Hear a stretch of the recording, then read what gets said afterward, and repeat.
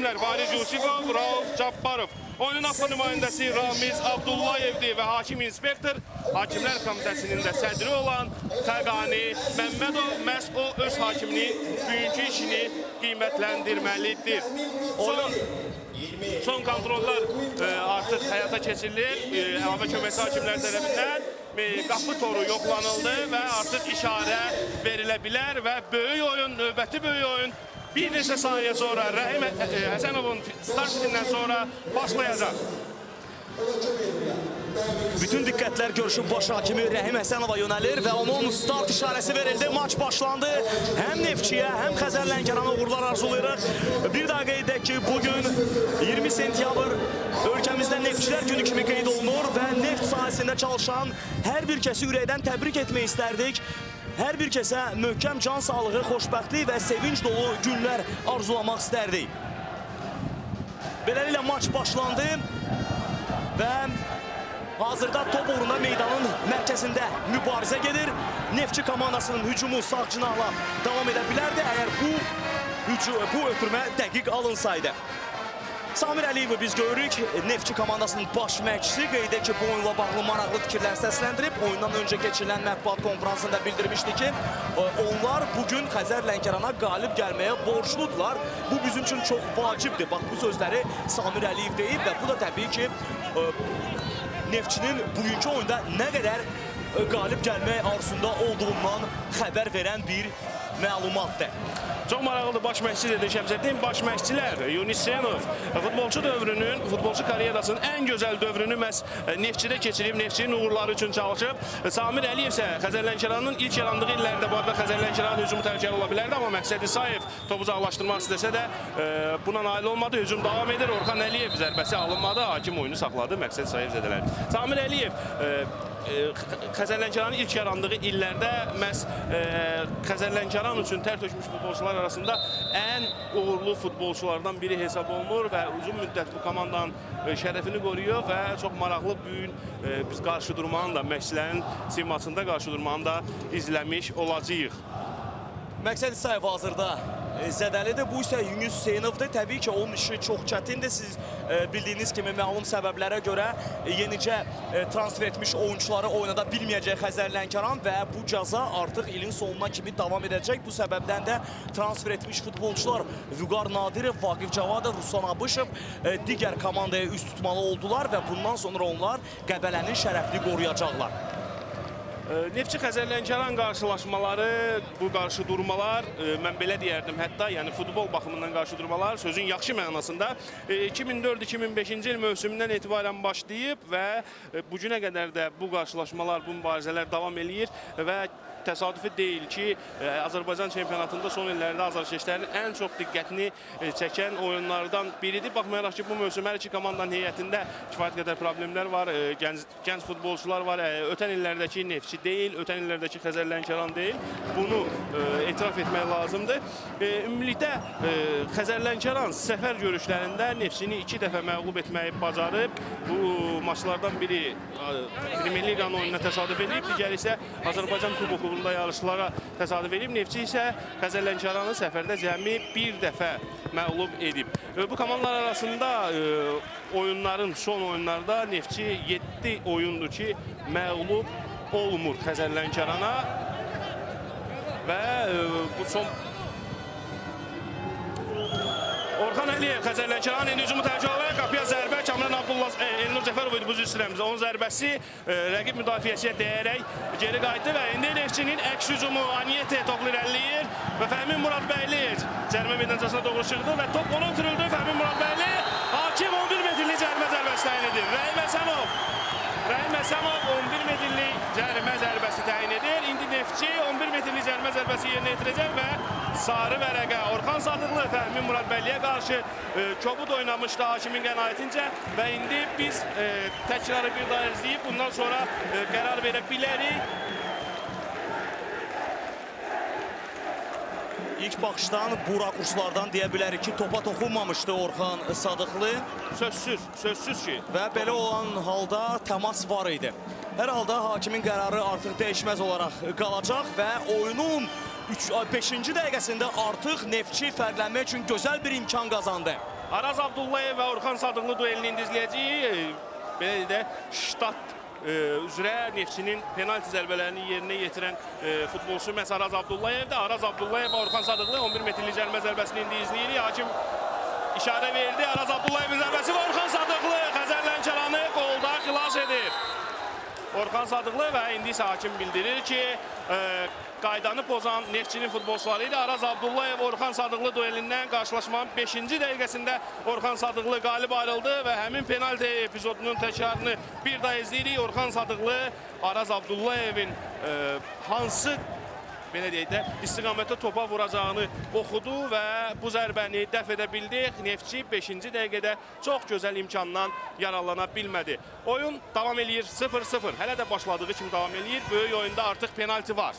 Əhsən Orxan Sadıqlı öz səhvini Xəzər Lənkəranın qalkibri özü də düzəltdi. Mən indi bilirəm, ekran qarşısında əyləşən Lənkəran azarkeşləri nə cür buna sevindilər. Həqiqətən də Orxan Sadıqlı bu dəqiqələrdə oyunun qəhrəmanına çevrildi. Yeri gəlmişkən biz bilirik ki, məlum səbəblərə görə hələ ki Neftçi Xəzər Lənkəran oyununda yalnız ev sahibinin azarkeşləri stadionuna buraxılır. Amma ümid edək ki, futbol hər halda azarkeşlər üçündür, futbol sevərlər üçündür. Ümid edək ki, bu yaxın zamanlarda bu cəza aradan qalxacaq və biz stadionlarda bu böyük oyunlarda həm Neftçinin, həm də Xəzər Lənkəranın azarkeşlərini görə biləcəyik. Amma elə ki bu belə deyil və Xəzər Lənkəran azarkeşləri CBC telekanalı vasitəsilə böyük oyuna bugün baxırlar. Və təbii ki, özləri ekran qarşısında olsalar da ürəkləri 100% əminəm buna Baksel Arenadadır. Və indi Xəzər Lənkəran Şəmsəddin bir qədər əvvəl məlumat verdi. Bəzi futbolçular transfer etmişdi. Bu futbolçular qismində biz Ruslan Abışovun, Vaqif Cavadovun, eləcə də Vüqar Nadirovun adını çəkə bilərik. Amma bu futbolçuları Xəzər Lənkəran sifariş edə bilmədi. FIFA'nın məlum qərarı səbəbindən, o səbəbdən də bu gün Neftçi ilə oyunda əsasən yerli futbolçulardan təşkil olmuş biz heyəti görürük və Xəzər Lənkəranın bir çoxu bu futbolçuların yetirməsidir. Hətta onlar arasında mən meydanda gördüyünüz 97 nömrəli futbolçu Elnur Cəfərovu xüsusilə fərqləndirmək istəyirəm. O milli komandaya da hətta dəvət almağa müvəffəq olub. İndi Neftçinin hücumu Əziz Quliyevin sol cinahdan ötürməsi, Aniyete hücumu davam etdirir. Cərimə meydançasında topu hələ közündə saxlaya bilir, amma ötürməsi bir qədər Şən Abdullayev bu topa çatmadı. Son anda Rəhman Hacıyevin zərbəsi isə qapıdan bir xeyli aralı keçdi. Mən sizə qeyd etmək istərdim ki, hazırda Neftçi 7 xalla turnir cədvəlində 5-ci yerdədir. Elxan Məmmədovu biz görürük, AFFA-nın baş katibini və mən bir məlumatı bizim tamaşaçılarımıza çatdırmaq istərdim. Belə ki, 19 yaşadək qızlardan ibarət Azərbaycan yığma komandası Uelsin Fincheri şəhərində təşkil olunmuş Avropa çempionatının ilkin seçmə mərhələsində keçirdiyi bütün oyunlarda qələbə qazanaraq növbəti mərhələyə qrup lideri kimi vəsiqə qazanıb. Bu bizi çox sevindirir. Qeyd edim ki, yığmamız qrupdakı son oyununda Xorvatiya komandasını 2-1 hesabı ilə məğlub edib. Bax belə, bəylərimiz bunu bacarmadı. Əsas yığma komandamız bunu Bakıda edə bilmədi. Amma qızlarımız, 19 yaşına qədər olan qızlarımız Xorvatiya üzərində qələbə qazana bilib, özü də Finlandiyada. Təbrik edirik qızlarımızı. Təbii ki, istənilən milli yığma komandalarımızın bax bu cür uğurlarına sevinirik. İstər kişilərdən, gənclərdən və yaxud da qadınlardan və qızlardan ibarət yığma komandalarımızın uğuru ancaq və ancaq bizi sevindirir. Və təbii ki, bir daha bu uğur, həqiqətən də bu böyük bir uğurdur.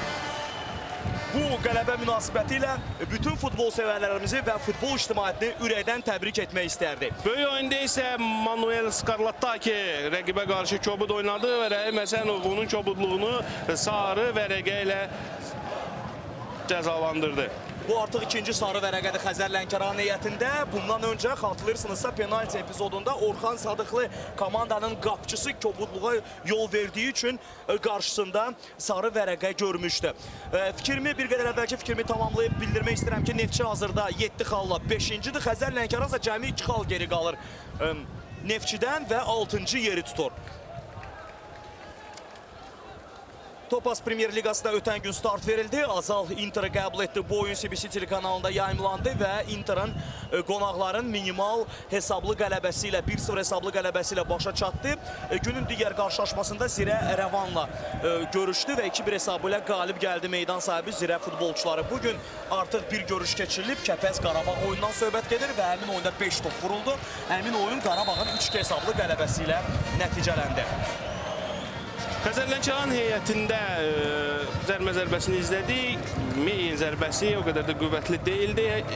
Bir qədər əvvəl də qeyd etdim ki, əsasən yerli futbolçulardan təşkil olunub. Heyətdə Rahid, Əmirquliyev, Tural, Rasim Ramaldanov, eləcə də legioner Skarlataki və Orxan Əliyev istisna olmaqla digər futbolçuların hər biri Xəzər Lənkəran Akademiyasının yetirmələridir. Heyətdə 19 komandasının bir futbolçusu da var. Bu əvəzedici heyətdə əyləşən 5 nömrə futbolçu Fərid Əsədovdur. Fərid Əsədov belə deyək, Cənub futbolunun ən tanınmış belə deyək, üzvlərindən biri Fazil Əsədovun oğludur. Hər halda qalan dəqiqələrdə Ünüs Senov bu futbolçuya şans verəcək ya verməyəcək. Bu vaxtda yəqin ki, oyunun gedişində biz izləyəcəyik. İndi Elşən Abdullayev topu itirdi və Xəzər Lənkəranlı futbolçu qaydanı pozdu. Bu Elşən Rızazadə idi. Gündüz bir qədər əvvəl biz bildirdik ki, Kəpəz Qarabağ görüşü artıq başa çatıb. Əslində biz bu oyunda yayımlamaq fikrində idik. Çünki etiraf etmək lazımdır ki, Kəpəz Qarabağ görüşü də Azərbaycan futbol tarixində ən önəmli və böyük maraqla gözlənilən görüşlərdən biridir. Amma təəssüf ki, Peşəkar Futbol Liqası bizim bu istəyimizə haradasa əngəl oldu. Güman edirik ki, növbəti turlarda təqvimi dəyişməklə bağlı hər hansı problemlər olmayacaq. Biz çox istərdik ki, məsafədən asılı olmayaraq biz hazırıq bütün oyunları yayımlayaq, amma texniki qüvvəmiz elə ki, buna yetərli deyil. Odur ki, xahiş edərdik ki, bundan sonra ara sıra imkan düşdükcə bəzi oyunların vaxtını dəyişə bilək və beləcə bundan mənə elə gəlir ki, həm bizim futbolumuz, həm də futbol sevərlər ancaq və ancaq udmuş olacaqlar. Elşən Abdullayevin zərbəsi və Orxan Sadıqlı əl oynayır.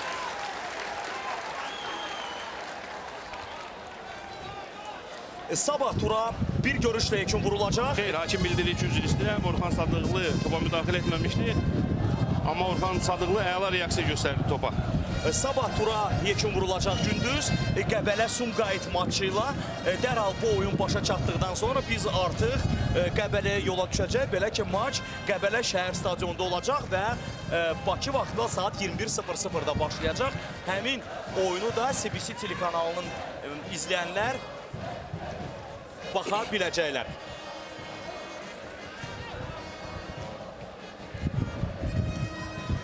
İndi Xəzər Lənkəranın hücumunu izləyəcək. Topu yan xəttdən Tural Cəlilov oyuna daxil edəcək. Out atışı ilə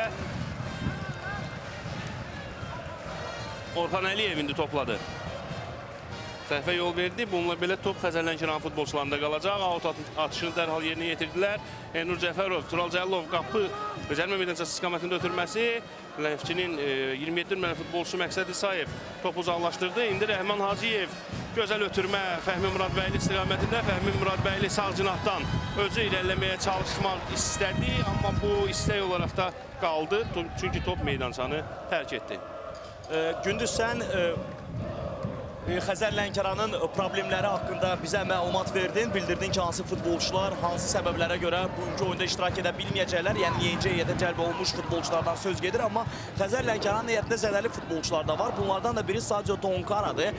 Mənə elə gəlir ki, bugünkü oyunda o çox lazım olardı Xəzər Lənkərana. Əsasən də ön xəttdə öz aktiv oyunu ilə artıq 4 aydır ki, əməliyyat olunan malli futbolçu komanda ilə birgə məşqlərə qoşulub.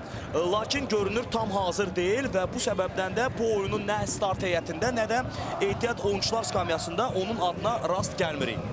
Ümumiyyətlə, Xəzər Lənkəranın bugünkü start heyətində cəmi bir legioner yer alıbdır. O da Manuel Skarlataki'dir. Legionerlərdən söz düşmüşkən Neftçinin yeni transferi sol cinah müdafiəçisi Aylton. Ötən oyunda Rəvanla qarşılaşmada qırmızı vərəq aldığı üçün bugün meydanda yoxdur. Onun əvəzində sol cinahda Əziz Quliyevə şans verib Samir Əliyev. Aylton yoxluğunu nə dərəcədə unutdura biləcək Əziz Quliyev.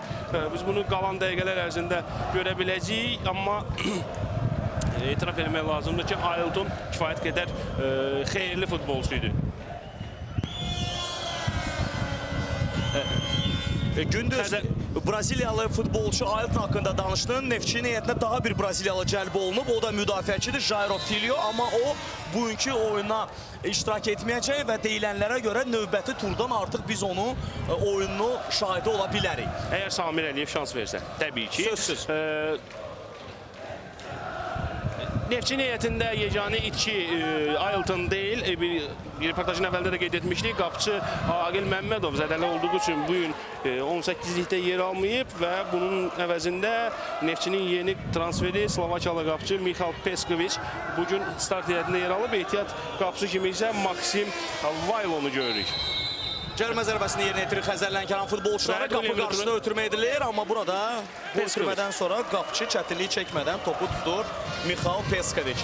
Və Gündüz, mən tamaşaçılarımıza xatırlatmaq istərdim ki, biz bu oyunu səninlə birgə deyil, bizim xanım şərçimiz də var, Səmra Əliyeva da bu oyunda bizimlə çalışır, bəli.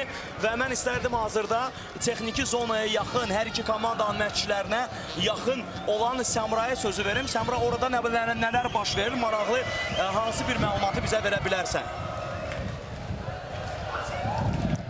Şəmsəddin, mən hazırda daha çox Xəzər Lənkəran texniki zonasına daha çox yaxınam, amma Neftçinin də texniki zonasını müşahidə edirəm. Öncə Neftçidən deyim ki, Neftçi texniki zonasında tamamilə sakitlikdir. Sanki Samir Əliyev hələ ki qane olur futbolçuların oyunundan, amma Xəzər Lənkəranda isə vəziyyət biraz başqadır. Baş məşqçi, Xəzər Lənkəranın baş məşqçisi Yunus Hüseynov biraz əsəbi görünür. Biraz yox, hətta deyim daha çox əsəbi görünür. Futbolçuların üstünə qışqırır və texniki zonadan digər məşqçilər də Yunus Hüseynov kimi biraz narazı görünürlər futbolçulardan və futbolçuları mən eşitdiyim qədərilə Yunus Hüseynov, Xəzər Lənkəranın baş məşqçisi irəli səsləyir. İrəli görünür, xal almaq üçün gəliblər və irəli səsləyir futbolçuları. Təşəkkürlər Səmra. Penalti epizodu ilə bağlı hər iki məşqçinin çox qısaca Səmra reaksiyası necə oldu? Samir Əliyevdə daha sakit, amma Yunus Hüseynovda isə tamamilə fərqli və ilk öncə etiraz elədi penaltiyə Yunus Hüseynov, amma penalti qaytarıldıqdan sonra reaksiyası tamamilə başqa oldu, sevindi. Amma onu deyim ki, yəni çox əsəbi görünür. Baxmayaraq ki, penaltini qaytarırlar. Təşəkkürlər Səmra. Və hazırda Neftçinin qapısı qarşısında çox gərgin anlar yaşanır. Pressing var idi qapıcı Michal Petkoviçə, amma Petkoviç burada soyuqqanlı davrandı və belə olan halda topu itirmədi. Bir daha bizə qoşulan tamaşaçılara qeyd edək ki, 5-ci dəqiqədə Neftçi artıq bu oyunda hesabı aça bilərdi, amma Araz Abdullayev penaltini dəqiq yerinə yetirə bilmədi. Çünki Orxan Sadıqlı, Xəzər Lənkəranın qalkibiri çox gözəl bir şəkildə onun zərbəsindən sonra topu qaytara bildi. Neftçi hücumdadır. Və hesab hələ ki 0-0'dır və indi Neftçinin hücumunu izləyə bilərdik. Əgər Rasim Ramaldanov topu uzaqlaşdırmasaydı, indi də Rahid Əmirquliyev topu itirir, Tural Cəllov dərhal onu irəli vurur. Yenidən top Neftçinin futbolçularında qala bilərdi, amma sona qədər mübarizə apardı Xəzər Lənkəran futbolçusu Elşən Zəzadə və qaydanın pozulmasına gətirib çıxardı bu epizod və indi top Xəzər Lənkəran komandasındadır və cərimə zərbəsini Xəzər Lənkəranın futbolçuları yerinə yetirəcəklər. Mən Neftçili azarkeşlərdən belə deyək, üzr istəyərək bir düzəliş edib. Neftçi səfərdə Xəzər Lənkəranı 2 dəfə məğlub edibdi. Mən reportajın əvvəlində bir dəfə bunu vurğuladım. 2 dəfə məğlub edibdi. Eləcə də Xəzər Lənkəran səfərdə Neftçini 2 dəfə məğlub etməyi bacarıb, buna müvəffəq olub. Amma balans ümumilikdə bu komandaların oyunlarında, yəni kiminsə açıq-aşkar üstünlüyü, tam üstünlüyü, Neftçinin üstünlüyü var. Amma bu aşkar üstünlük deməzdim buna. Ümumiyyətlə bu komandaların oyunları hər zaman maraq doğurub. Son oyunlarda canlı şahidi olduğum oyunlarda da, Lənkəranda keçirilmiş oyunlarda da mən bunun bir daha şahidi olmuşam və 2-0 hesabı ilə Neftçi qalib gəldiyi halda qələbəni əldən verib 2-2 hesabı ilə başa çatıb bu oyunlar. Gərginliyi ilə də kifayət qədər yadda qalıbdı bu oyunlar. hələlik sevindiricidir ki, bu oyunda həmin gərginliklər yoxdur. Amma mübarizlik var.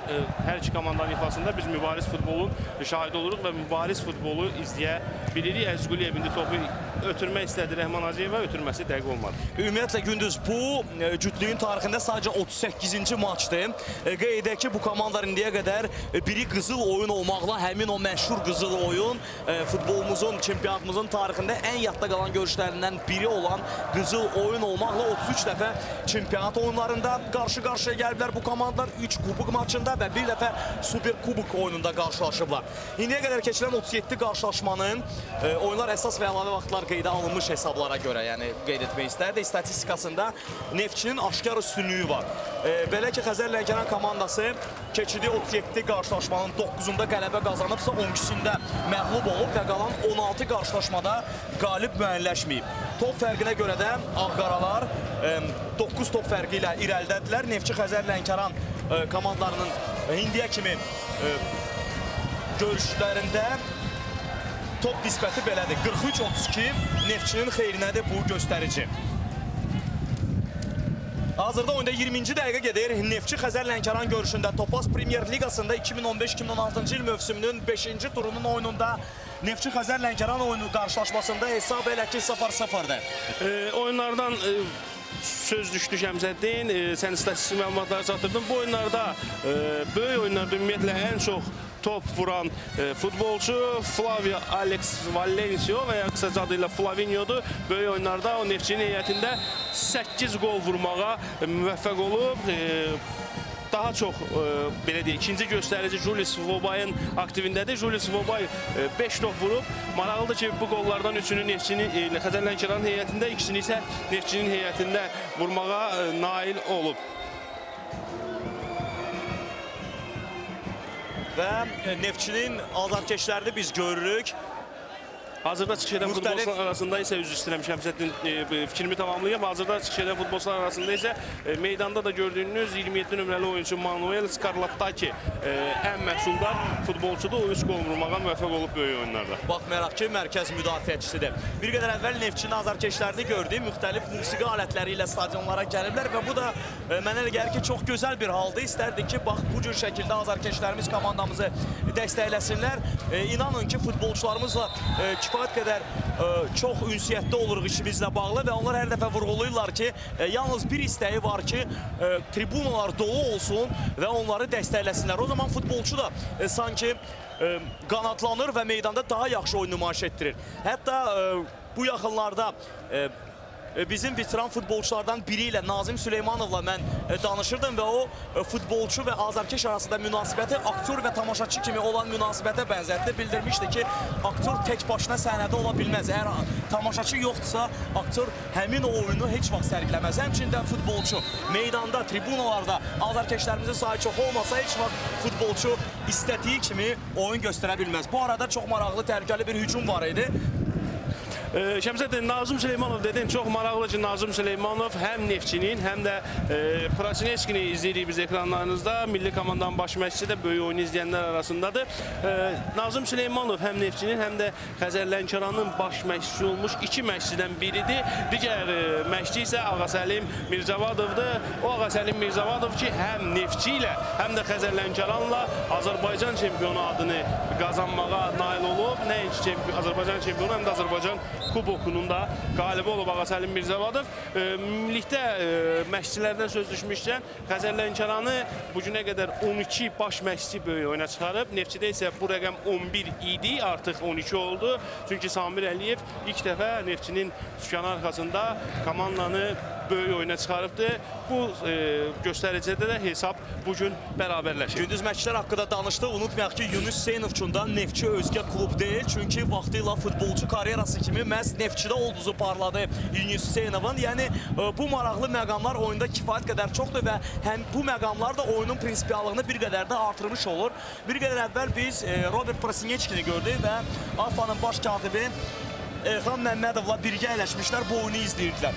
Robert Prasieçkidən öncəki baş məşqçimiz Alman mütəxəssis Berti Fox kifayət qədər çoxlu sayda tənqid olunurdu ki, çempionatın oyunlarını tez-tez izləmirdi tribunalardan. Köməkçiləri vasitəsilə futbolçular haqqında məlumat yığırdı. Amma Robert Prasieçki biz görürük ki, nəinki böyük oyunlarda, ümumən bir çox oyunlarda biz onu tribunalardan görə bilirik və mənə elə gəlir ki, bu çox gözəl bir haldır. Yəni məşqçi futbolçunu öz gözü ilə görmədən, onun bacarığını görmədən, kiminsə sözündən onu yığmaya dəvət edərkən o təbii ki, istənilən oyunu həmin futbolçudan gözləyə bilməz. Amma belə olan halda özü öz gözü ilə görür, bəyənir, seçir və təbii ki, nəticə də özünü çox gözlətmir. Yeri gəlmişkən Robert Prasieçki yığma komandamıza başçılıq etdikdən sonra səhv etmirəmsə elə ki, heç bir oyunda məğlub olmayıb. 4 oyunda çox gözəl bir nəticə, məğlubiyyətsizlik seriyası davam etsin arzulayırıq yığma komandamızın. Onu da bildirək ki, oktyabrda çox çətin bir sınaq bizi gözləyir. Bakı Olimpiya stadionunda oktyabrın 10-unda yığma komandamız İtaliyanı qəbul edəcək, 4 qat dünya çempionlarını və ümid edirik ki, həmin oyunda yığmamız, həmin o məğlubiyyətsizlik seriyasını davam edəcək.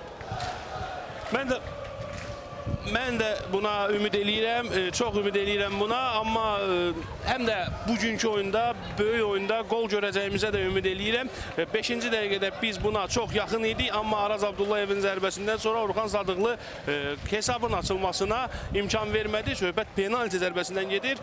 Bizə yeni qoşulan tamaşaçıların nəzərinə çatdım ki, qarşılaşmanın 5-ci dəqiqəsində Rəhim Həsənov Xəzər Lənkəranın qapısına penalti təyin etdi, amma Araz Abdullayev, Neftçinin kapitanı bu imkanı boşa verdi. Orxan Sadıqlının da zəhmətini yerə vurmayaq. Orxan Sadıqlı məhz onun zərbəsini dəf edə bildi. Burada isə qayda pozuntusu Kazım Kazımlı hakim bildirir ki, rəqibə qarşı Məqsəd İsayevə qarşı kobud oynamışdı və qayda pozuntusu indi cərimə zərbəsini Neftçinin qapıçısı Peskoviç yerinə yetirəcək. Etiraf etmək lazımdır ki, penalti epizodundan sonra oyun əgər sürətlə başladısa, həmin epizoddan sonra sanki bir qədər temp aşağı düşmüş oldu. Bəlkə də Xəzər Lənkəran futbolçuları həmin epizodun təkrarlanmasına və böyük qüvvə ilə hücuma atılıb və Neftçinin əks hücumlarından nigaran qalıb, indi böyük qüvvə ilə hücuma keçmirlər. Neftçiyə gəlincə isə Neftçi sanki ilk dəqiqələrdən göstərdiyi oyunu, nəbzini artıq yenidən tutmağa çalışır, amma elə ki, bunu bacarmır. Bunun əsas səbəbləri səncə nədədir indi gündüz? Oyunun tempin belə aşağı düşməsini. Mənə gəlir ki, tempin aşağı düşməsində məhz belə deyək, yerinə yetirilə bilməyən penaltinin də rolu var. Təbii ki, bəlkə bu taktiki gediş də ola bilər. Samir Əliyev indidən komandanı biraz kəşfiyyat xarakterli oyun tapşıra bilər. Oyunun əvvəlidir, riskə getmək olmaz. Düzdür, Doğma Azərkeşlər önündə Neftçi qələbə qazanmaq istəyəcəkdir, amma Xəzər Lənkəran da əlini qolunu aşağı salıb buradan yəni xalsız getmək niyyətində deyil. Anyete indi hücumu davam etdirir və bir balaca indi bu dəqiqələrdə tempin Şəmsəddin sanki sənin sözündən sonra artdığını gördük, amma Anyete'nin ötürmə, zərbə necə qiymətləndirirsə özünüz qiymətləndirin. Mən bunu zərbə kimi qiymətləndirərdim, şəxsi fikrimdir. Orxan Sadıqlı bu zərbədən sonra topun qarşısını kəsə bildi və indi Neftçinin növbəti hücumunu izləyəcəyik. Əziz Quliyev Mövsüm ötürür. Etiraf edək ki, mövsümün əvvəlində Neftçiyə Anyete kimi futbolçu ön xəttə çatmırdı. Və Anyete gəldikdən sonra Neftçinin hücum xəttindəki oyunu sanki bir qədər düzəlib və güman edirəm ki, Anyete komandaya uyğunlaşdıqca daha çox fayda verə biləcək ağqaralara. Onu da bildirək ki, Xəzər Lənkərana gəlincə isə biz ilk turlardan Yunus Senna komandanın baş məşqçisindən danışırdıq. Güman edilirdi ki, 4-cü turda komandanın yeni transferləri heyətə daxil ola biləcək və meydana çıxa biləcəklər, amma bu cəza bir qədər də vaxtı uzadıldı və belə olan halda gənc futbolçulara güvənməlidir Yunus Hüseynov.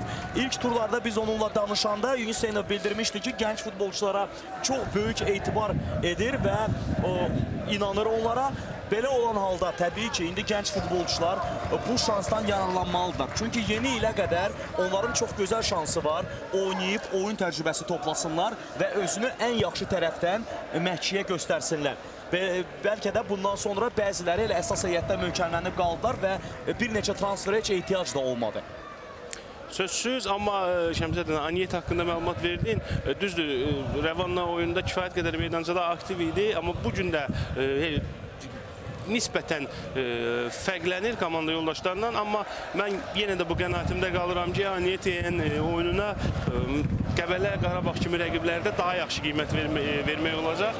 Hər halda Qəbələ və Qarabağlı oyunlarda biz Aniyetin nəyə qadir olduğunu, komandaya xeyir verib verə bilməyəcəyini daha yaxşı izləyəcəyik. Amma bir məqamda xatırlatmaq istərdim, Gündüz, elə sənin Neftçə çalışdığın dönəmində bu olmuşduq. Çilili Canales da komandaya çox gec uyğunlaşırdı, amma sonradan həmin o komandanın oyun nəbzini tutduqdan sonra çempionatın ən məhsuldar futbolçusuna çevrildi. Yeri gəlmişkən elə Canales haqqında məlumat vermək istərdim. Ola bilsin ki, biz onu Rusiya Premier Liqasında görək. Çünki Canales'la deyilənlərə görə Rusiya komandaları yüksək mövqelərdə olan komandalar deyil, amma digər komandalar maraqlanır. Bu komandalar arasında birinin adı da anlanmışdı. Krılya Sovetova ola bilər. Canales bundan sonra transfer olsun. Azad agent statusuna malikdir. Yeri gəlmişkən bunu da qeyd etmək istərdik. Qayda pozulur. Erik Ramos artıq səhv etmirəmsə ikinci dəfə bu dəqiqələr ərzində Kobud oyuna yol verir. Cərmə zərbəsini indi Xəzər Lənkəran yerinə yetirib. Bütün komanda ilə ön xəttədilər qonaq futbolçular. Raid Əmirquliyevin bu ötürməsi cərmə meydançasına topu uzaqlaşdırırlar və indi Neftçinin təhlükəli əks hücumu ola bilər. Araz Abdullayev topu götürür, sol cinahla irəliləyir. Topu kimə ötürəcəyinə baxır, amma burada rəqib müdafiəçiyə topu göndərir. Uğursuz bir ötürmə. Hücumun cinahını dəyişmək istədi Araz Abdullayev, amma bu istəyini reallaşdıra bilmədi. Növbəti dəfə həmin cəhdi edir və indi top Aniyetiyə çatır və qayda pozuntusu yoxdur. Xəzər Lənkəranın əks hücumunu izləyəcəyik. Raid Əmirquliyev, Xəzər Lənkəranın kapitanı mərkəzlə sürətlə irəlilədi, amma topu itirdi. Burada da qayda pozuntusundan söhbət gedə bilməzdi. Rəhim Həsənovun qənaətincə indi Rahil Məmmədov topu sağcına ötürür. Fəhmi Muradbəyli ötən turda Neftçi niyyətində vurduğu 2 qolla müəyyən məndə turun eləcə Neftçinin qəhrəmanına çevrilmişdi. İndi Fəhmi Muradbəyli topu cərmə meydançası istikamətinə ötürmək istəsə də son anda rəqib müdafiəçilər topu meydandan çıxardılar və indi gün zərbəsi. Gün zərbəsini Araz Abdullayev həmçə olduğu kimi yerinə yetirəcək. Anyetanla bağlı bir qədər əvvəlki epizodun təkrarını bizə göstərirlər və onun hakimin qərarına reaksiyası. Xatırladaq ki, baş hakim Rəhim Həsənov bu epizoddan sonra oyunu davam etmişdi. Günc zərbəsini indi Neftçi yerinə yetirir. Araz Abdullayev topun arxasındadır komandanın kapitanı. Kifayət qədər çoxlu sayda futbolçu ilə indi hücuma keçib Neftçi. Cərmə meydançasında Xəzər Lənkəranın cərmə meydançasında 5 futbolçu var. Hakimin işarəsini gözləyirik və artıq bu futbolçuların sayı 6 da ola bilər, amma yox, elə 5 futbolçu qalır cərmə meydançasında. Qapı qarşısında ötürmə, müdafiəçilər topu uzaqlaşdırırlar. Qonaqların əks hücumu alınacaqmı? Əgər alınarsa bu çox təhlükəli ola bilər. Sol cinahla Kazımlı irəliləyir. Topu komanda yoldaşına ötürür, amma top bu vəziyyətdə Orxan Əliyeva çatmır. Çatsaydı, onun sürəti mənə gəlir ki, kifayət edərdi ki, qapçı ilə o təkbətək qalsın. Və dərhal da Neftçinin cavabı, bax, bu zərbə ilə gəlir. Fəhmi Muradbəylinin zərbəsi idi bu. Top qapının üstündən keçərək meydanı tərk edir. Orxan Sadıqlı indi qapıdan zərbə ilə topu oyuna daxil edəcək. Sanki Manuel Skarlatake'nin zədəsi var. Orxan Sadıqlı onun zədəsinin ciddi olub olmadığından maraqlandı və ondan sonra topu oyuna daxil elədi. İndi sağ cinahdan Tural Cəllov topu Elnur Cəfərov ötürür. Elnur Cəfərov özü irəliləməyə cəhd eləyir. Hələ ki buna müvəffəq olur. Sağ cinahdan Elnur Cəfərov cərmə meydançasına daxil oldu. Ötürməsi əla imkan idi, amma başla zərbə dəqiq olmadı. Zərbəni vuran futbolçu isə Kamran Abdullazadə idi. Xəzər Lənkəranın daha bir gənc oyuncusu. Elnur Cəfərov oyunu özlərinə götürməkdən çəkinmədi. Sağ cinahla bir xeyli irəlilədi. Rəqibin cərmə meydançasına daxil oldu və etiraf edək ki, çox gözəl bir ötürmə də etdi. Burada ən çətinli mənə elə gəlir ki, Kamran Abdullazadə etmədi. Belə ki, həmin vəziyyətdə ona heç kim mane olmurdu. Topu qapıdan keçirmək, topa dəqiq zərbə indirmək daha asan idi. Nəinki qeyri-dəqiq zərbə. Qayda pozuntusu. Hakim bildirir ki, Əziz Quliyev rəqibi ilə mübarizədə qaydalar çərçivəsində oynanmadı. Orxan Əliyevin çobudluqla qarşısını aldı. İndi Xəzər Lənkəran futbolçuları tələsmirlər. Xəzər Lənkəran sanki tempin atmasının tərəfdarı deyil. Səfərdə düzdür, qələbə qazanmağı hər kəs istəyər, amma ən azı məğlub olmamaq haqqında düşünür Yunis Senov və komandası. Bu da tam normaldır. İndi Manuel Skarlataki topu sol cinaha ötürdü. Sol cinahda olan futbolçu topu yenidən Skarlataki'yə qaytardı və indi meydanın mərkəzindən Xəzər Lənkəran geriyə oynayır. Rasim Ramaldanov. Sağ cinahda Elnur Cəfərova top çatmadı, amma Xəzər Lənkəranın hücumu davam edir. Tural Cəlilov, hakim bilir ki, qayda pozuntusu var idi, amma top Xəzər Lənkəranın futbolçularında olduğu üçün oyunu davam etdirdi. İndi Neftçinin əks hücumunu izləyə bilərdik. Araz Abdullayev belə səhvə yol verməsəydi, təbii ki, Araz Abdullayev kimi futbolçular, ümidlər bəslənən futbolçular, milli komandaya dəvət alan futbolçular topun qəbulunda bu tip səhvlər etməməlidir. Orxan Əliyev, Rahid Əmirquliyev. Hələ ki, top Rahid Əmirquliyevdədir. Topu sol cinaha ötürdü. Kamran Abdullazadə, Orxan Əliyev zərbəsi alınmadı. İstədiyi kimi alınmadı, top ayağına istədiyi kimi oturmadı. Çox gözəl və baxımlı hücum təşkil etdilər indi qonaq komandanın futbolçuları. Xəzər Lənkəran bu dəqiqədə təşəbbüsə yiyələnib.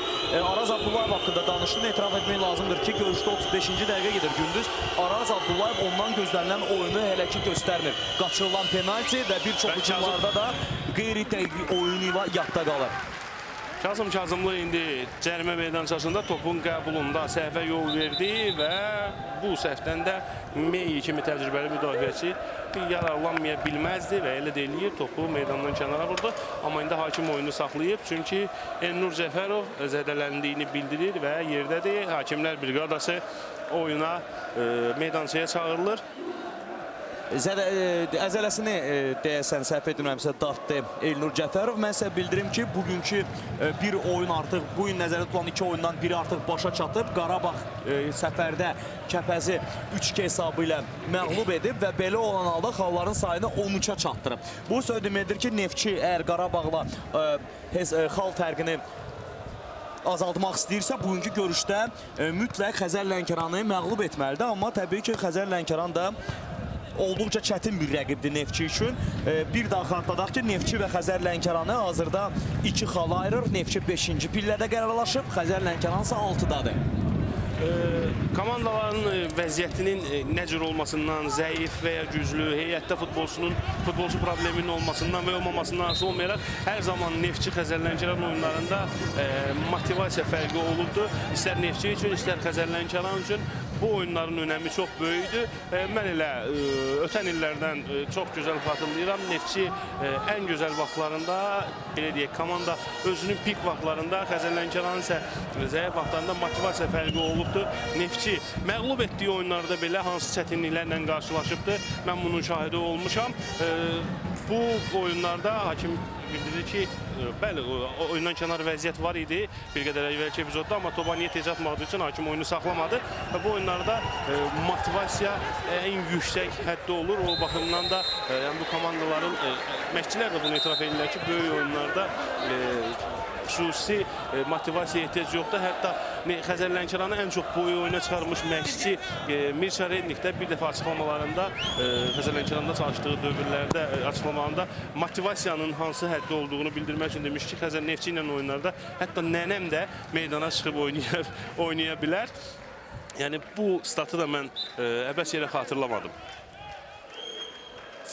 Və hazırda mən istərdim bir daha sözü Gündüz sən etiraz eləmirsənsə Səmraya ötürüm. Çünki biz görürük ki, hər iki məşqçi indi ayaq üstə bu oyunu izləyir və təbii ki, onların futbolçulara dedikləri nədirsə biz onu öyrənmək istərdik Səmradan. Səmra, buyur, söz səndədir.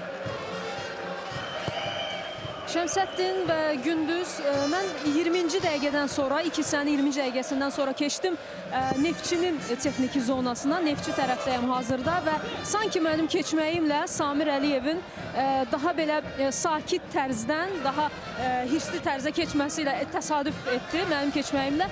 Və Samir Əliyev hazırda futbolçuları, xüsusilə də Araz Abdullayevi sanki ləng hərəkət edirmiş kimi onu irəli səsləyir və hər ötürmədən sonra, qapıçının hər ötürməsindən sonra Arazı mütləq şəkildə qışqırır ki, Araz top səndədirsə mütləq irəli Araza doğru qışqırır və eyni zamanda Neftçinin müəyyən müdafiəçiləri var ki, onları da geri səsləyir. Sanki 20-ci dəqiqədən sonra Yunus Hüseynovla Samir Əliyev yerlərini dəyişdilər. Yunus Hüseynov daha sakit tərzdə oyunu izləyir. Samir Əliyev isə daha aqressiv şəkildə futbolçuları irəli səsləyir. Xüsusilə də Araz Abdullayev. Təşəkkürlər Səmra. Bir qədər əvvəlsə biz Neftçinin hücumunu izlədik. Səhv etmirəmsə bu Fəhmi Muradbəyli idi. Hücumu başla qapıya zərbə ilə tamamlayan oyuncu oldu Neftçinin heyətində, amma zərbəsi dəqiq alınsa da o qədər də qüvvətli olmadı və qapıcı Orxan Sadıqlı üçün bu zərbədən sonra topu tutmaq o qədər də çətinlik yaratmadı. Səmra'nın müşahidələrindən mən belə başa düşdüm ki, Araz Abdullayevin oyunu bizim kimi baş məşqçi Samir Əliyevi də hər halda qane etmir və xüsusi tapşırıqlarını məhz Araz Abdullayevə verirsə, Samir Əliyev Araz Abdullayevin bu dəqiqəyə qədər olan çıxışından razı deyil. İndi Neftçinin hücumunu izləyəcəyik. Xatırladım ki, 39-cu dəqiqə başa çatmaq üzrədir. Hesab 0-0'dır. Böyük oyunda hesab açılmayıb və bir də istifadə olunmayan penalti var. Araz Abdullayevin zərbəsindən sonra 5-ci dəqiqədə Orxan Sadıqlı penaltini dəf edib və Xəzər Lənkəranı real qoldan xilas edib. İndi Neftçi cərimə zərbəsini yerinə yetirəcək. Anyete topun gerisindədir. Anyete məhz zərbəni vuran futbolçu olacaq. Futbol maraqlıdır. Birbaşa qəpiyə yoxsa ötürməyə? Çox güman ki, ötürmə olacaq. Bu epizodda biz ötürmə izləyəcəyik. Ötürmə Araz Abdullayevin başla zərbəsi. Araz Abdullayev çərçivəyə düşə bilmədi. Birinci oyunda da Rəvanla görüşdə, Anyete üçün birinci oyunda mən xatırlayıram ki, Sən Gündüz və həmkarımız Rüstəm Əfsərli təəccüblə qarşıladı. Belə ki, əksər standart vəziyyətləri Neftçinin heyətindən məhz mərkəz hücumçu Anyete yerinə yetirirdi. Futbolda küncdən zərbəni yerinə yetirdi. Hazırda biz gördük cərimə zərbəsini yerinə yetirdi. Bir qədər təəccüblüdür. Onun boyunu nəzərə alsaq, onun oynadığı mövqeyi nəzərə alsaq, sanki bu ötürmələr onun üçün nəzərdə tutulub, amma Anyete özü bu ötürmələr edir. Təbii ki, bu məşqçinin qərarıdır və biz gördük ki, hazırda heç də pis bu ötürmələr onda alınmır. Onun ötürməsindən sonra Araz Abdullayev zərbə mövqeyinə çıxarılmışdı, amma zərbəsi dəqiq alınmadı. Mey indi topu uzaqlaşdırmaq istəyəsən səhvə yol verdi. Rahil Məmmədov onun səhvini sığortalasa da az qala Xəzər Lənkəranın futbolçuları topu ələ keçirəcəkdi. Amma hakim bildirir ki, Rəhim Həsənov bildirir ki, oyunun qaydalar çərçivəsində deyildi Xəzər Lənkəran futbolçularının və cərimə zərbəsi var idi bu epizodda. İndi topu irəli vurur Mahsum Qəmbərli. Peskoviç qapısını və mövqeyini tərk elədi. Halbuki orada futbolçular var idi, komanda yoldaşları var idi, amma belə bir qərar qəbul elədi və zaman göstərir ki, bu qərar heç də səhv qərar deyil. O topu uzaqlaşdırmağa müvəffəq oldu. İndi yan xəttdən Xəzər Lənkəran topu oyuna daxil eləyəcək. Rahid Əmirquliyev. Ona qarşı qayda pozulub. Cərimə zərbəsi. Cərimə zərbəsi. Kamran Abdullazadə topu götürür. Xeyr. Rahid Əmirquliyev işarə elədi ki, dəymə. Eşin Abdullayev qaydanı pozan futbolçudur Neftçinin heyətində. Və hazırda cərimə zərbəsini yerinə yetirməlidirlər qonaq komandanın futbolçuları. Xəzər Lənkəranda isə standart vəziyyətlərin demək olar hamısını komandanın kapitanı Rahid Əmirquliyev yerinə yetirir. Yığma komandamızda da olduqca yaxşı təsir bağışlayır son zamanlar öz oyunuyla Rahid Əmirquliyev.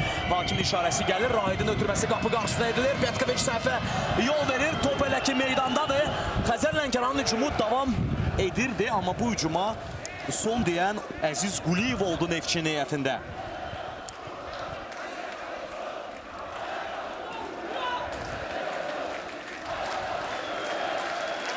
Yan xəttdən indi Xəzər Lənkəran futbolçuları topuna daxil elədilər. Növbəti out. Top Əziz Quliyevdən meydanı tərk elədi. Tural Cəlilov və Enur Cəfərova topu ötürdü, amma Enur Cəfərov meydanda saxlaya bilmədi onu və indi qapıdan zərbəni Neftçinin futbolçuları yerinə yetirəcəklər. İlk hissə artıq başa çatmaq üzrədir. Qarşılaşmanın 83-cü dəqiqəsi gedir. Hesab 0-0'dır və bu fakt yeni bizi izləyən yeni tamaşaçılar üçün də çox maraqlıdır. 5-ci dəqiqədə Neftçi penaltidən yaralana bilməyib. Araz Abdullayevin zərbəsini Orxan Sadıqlı dəf edib. Peskoviç topu qüvvətli zərbə ilə irəli vurdu. Araz Abdullayev top uğruna mübarizəyə girişmək istəmədi. Çünki Rəhman Hacıyev orada mübarizədən artıq məğlub ayrılmışdı. Qayda pozuntusu. Xəzər Lənkəran futbolçuları dərhal oyuna başlamaq istəsələr də hakim Erik Ramos'un etirazına görə oyunu saxladı. Maraqlı bir saç düzümünə malikdir Erik Ramos. Səhv etmirəmsə, keçən turdan etibarən biz onu bax bu cür saç düzümü ilə görə bildik. Rəvanla görüşdə də onun sanki bu saç düzümünün ilk prezentasiyası oldu və bəlkə də beləcə Cənubi Amerikanın hazırda ən məşhur futbolçularından biri olan Arturo Vidal'a bənzəməyə çalışır Erik Ramos. Amma biz çox sevinərdik ki, çempionatımızın Arturo Vidal ilə çevrilsin və onun oyununa yaxın bir oyun nümayiş etdirsin. Bundan ancaq və ancaq biz udmuş olarıq. Cərmə zərbəsini yerinə yetirəcək hazırda Xəzər Lənkəran. Mən Erik Ramos'u yox, hər hansı bir futbolçumuzun məhz Bayern München kimi komandaya transfer olmasını arzu eləyirəm. Ümid edirəm ki, bu arzu olmayacaq və nə vaxtsa bu həyata keçəcək. Hələlik isə bu arzudan başqa bir şey deyil. Cərmə zərbəsini Xəzər Lənkəran futbolçuları yerinə yetirdilər. Başla zərbə dəqiq olmadı. Arzulardan söz düşmüşkən bir neçə il bundan əvvələ qədər Azərbaycan klublarının qrup mərhələsində oynaması arzudan başqa bir şey deyildi. İlk olaraq Neftçi bunu bacardı və belə deyək, ənənənin də əsasını qoydu. Qrup mərhələsinin debüt oyununda məğlub olmamaq kimi bir ənənə qoyulubdu 0-0. Bundan sonra Qarabağ buna müvəffəq oldu və ilk debüt oyununda da 0-0 oynadı və bu il Qəbələ debüt etdi artıq və PAOK-la qarşılaşdı. Çox maraqlıdır ki, həmin oyunda da Qəbələ də debüt oyununda 0-0 hesablı heç-heçəyə razılaşdı. İndi Xəzər Lənkəran hücumu Elnur Cəfərovun zərbəsindən sonra Peskoviç oyuna qoşuldu. Bax, indi Peskoviç oyuna qoşuldu. Etiraf etmək lazımdır ki, Cəfərovun da zərbəsi istədiyi kimi alınmadı. Bununla belə Peskoviç Neftçini real qoldan xilas etdi deyə bilərik tam əminliklə. Həmin zərbənin təkrarını bir daha izləyirik. Amma Elnur Cəfərov artıq neçənci dəfədir ki, çox gözəl bir şəkildə sağ cinahdan onun reydlərinin şahidi oluruq və bu reydlər zamanı o bir deyil, bir neçə Neftçi futbol müdafiəçisini keçməyə nail olur. Bu dəfə isə keçib hətta qapıya zərbə də indirə bildi və bu zərbə ona künc zərbəsi qazandırdı. Ona yox, daha doğrusu komandasına, Xəzər Lənkərana. Və elə Elnur Cəfərov özü künc zərbəsini yerinə yetirdi. Müdafiəçilər topu uzaqlaşdırmağa çalışırlar. Neftçinin indi təhlükəli əks hücumu alına bilər. Rəqibi müdafiədə azlıqda yaxaladılar. Araz Abdullayev sol cinahla bu əks hücumu davam etdirir. Cərimə meydancasında yerlə ötürmə ilk cəhdi uğursuz oldu. Top yenidən Arazda qalır. Növbəti cəhdi necə olacaq? Orxan Əliyevin qarşısını kəsir. Aldıcı hərəkətlər. Xeyr, bugün mən Araz Abdullayevi tanımıram. Bu həmin o Araz Abdullayev deyil. Ümumiyyətlə, bu mövsüm Araz Abdullayev yaxşı başladı, amma son oyunlarda bir qədər istədilən belə deyək, oyunu hələ ki göstərə bilmir. Qayda pozuntusu yeri gəlmişkən 45 dəqiqə artıq başa çatıb. Hakim Rəhim Həsənov ilk hissənin əsas vaxtına ən azı 2 dəqiqə əlavə eləyib. Ən azı sözünü mən əbəs yerə vurğulamadım. Çünki bu 2 dəqiqə ərzində də oyun dayana bilər və Rəhim Həsənov hakimlərin belə deyək, qaydalarına görə, hakimliyin qaydalarına görə istədiyi qədər, yəni lazım bildiyi qədər, münasib bildiyi qədər bu 2 dəqiqəyə də əlavələr eləyə bilər. Amma hələlik buna ehtiyac görmürəm, qayda pozulmuşdur. Rəhim Həsənov bildirir ki, qaydanı pozan futbolçu məhz Anyet idi. Bu köməkçi hakim Mehman Mahmudovun da işarəsindən sonra Rəhim Həsənov bu qərarını daha da qətiləşdirdi. Gündüz bir qədər əvvəl arzular haqqında danışdıq. Bu mövzunu gəl yekunlaşdıraq. Sadəcə deyim ki, dama-dama göl olar deyiblər və artıq Avropa Liqasında bir deyil, 2 təmsilçimiz var. Qrup mərhələsində həm Qarabağa, həm Qəbələyə biz uğurlar arzulayırıq. Tarixi bir nəticəyə imza atmış oldular. Ümid edək ki, nə vaxtsa yaxın zamanlarda həmin qrup mərhələsində Xəzər Lənkəran da görə biləcək və qeyd edim ki, bugün də futbolumuz üçün daha bir xoş xəbər gəldi. Uzaq Finlandiyadan 19 yaşında qızlardan ibarət Azərbaycan yığması Avropa çempionatının ilkin seçmə mərhələsində keçirdiyi bütün oyunlarda qələbə ilə başa vuraraq növbəti mərhələyə qrup lideri kimi vəsiqə qazandı. Qızlarımızı ürəkdən təbrik etmək istərdik. Sonuncu turda Xorvatiya 2-1 hesabı ilə qalib gəldilər. Bu arada Neftçinin bu oyunda ilk hissədə sonuncu hücumunu izlədik. Bu hücum qapıya zərbə ilə tamamlandı. Top bir xeyli qapının üstündən aşaraq meydanı tərk etdi və beləliklə Neftçi Xəzər Lənkəran oyununda ilk 45 dəqiqə yekunlaşır. Gol yoxdur, 0-0. Halbuki qarşılaşmanın 5-ci dəqiqəsində Araz Abdullayev gol vurmaq üçün əla imkan qazanmışdı. Çünki Rəhim Həsənov 5-ci dəqiqədə Xəzər Lənkəranın qapısına 11 metrlik cərimə zərbəsi təyin etmiş. Ramos, Əziz Quliyev, Rəhman Hacıyev, Fəhmin Murad Qəmbərli, Antonio Quinta və Qısazad ilə Anyeti. Eləcə də Məqsəd İsayev bu ilk 11-liyi Samir Əliyev meydana buraxıb. Xəzər Lənkəranda isə Orxan Sadıqlı, Rasim Ramaldanov, Elşən Rızazadə, Orxan Əliyev, Kazım Kazımlı, Rahid Əmirquliyev kapitan, Tural Cəlilov, Manuel Skarlataki, Kamran Abdullazadə, Elnur Cəfərov və Mahsun Qəmbərli. Yunis Senov Xəzər Lənkəranın baş məşqçisidir. İlk hissədən sonra heç bir komandanın heyətində dəyişiklik yoxdur. Buna ilk hissədə göstərilən oyunda göstərdi ki, ehtiyac heç yoxdur. Hələlik məşqçilər dəyişikliyə əl atmayıblar. Ümumiyyətlə, bir qədər əvvəl ehtiyat oyuncular skamyasında əyləşən futbolçulardan danışdıq. Şəmsəddin, Xəzər Lənkəranın ehtiyat oyuncular skamyasında əyləşən futbolçuların demək olar ki, Premyer Liqa təcrübəsi yoxdur. Təkcə biz zaman-zaman İlyas Səfərzadəni ötən mövsüm oyunlarda görmüşük. Amma digər futbolçuların heç Premyer Liqa təcrübəsi ötən mövsümdən yoxdur. Ötən mövsüm əvəzici komandanın heyətində çıxan futbolçulardır. Maraqlı bir məqam Zaman Mirzəzadə Xəzər Lənkəranın ehtiyat oyuncular skamyasında əyləşən 32 nömrəli futbolçu əslində müdafiəçi olsa da Yunis Senov son 3 oyunda onu məcburiyyətdən hücumçu kimi sonradan əvəz edərək meydançaya buraxıb döyüşə atıbdı. Çox maraqlı bu məqamdır. Hər halda Yunis Senov onda yəqin bir hücumçu kimi onda öz keyfiyyətləri görüb. Və mən istərdim gündüz bir daha xatladaq bizim tamaşaçılara ki, bu oyunu biz ənlə təkcə işləmirik. Eləcə də bizim xanım şərhçimiz də var. İlk dəfə Azərbaycan çempionatında bu cür təcrübəyə əl atdıq. Səmra Əliyeva hazırda texniki zonaya yaxın bir mövqeydədir və maraqlıdır görəsən futbolçular meydana çıxarkən məşqçilərdən hansı tapşırıqlar aldılar və yaxud da onlar arasında olan söhbət nədən olub? Səmra hər halda bizi eşidir. Səmra, bir daha salam. İkinci hissənin lap başlanğıcında komandalar meydana daxil olarkən məşqçilərdən hansısa məlumatı belə deyək, uğurlaya bildinmi sözün yaxşı mənasında? Nəyisə eşidə bildinmi? Gündüz hələ ki konkret bir şey eşitməmişəm, konkret bir söhbət eşitməmişəm, amma hələ ki heç bir dəyişiklik yoxdur komandaların heyətində. Sakitlikdir oyun öncəsi, ilk hissədə necə idisə, indi də oyun öncəsi sakitlikdir, amma onu deyim ki, ikinci hissə sona çatanda Samir Əliyev çox hirsliydi. Birinci hissə.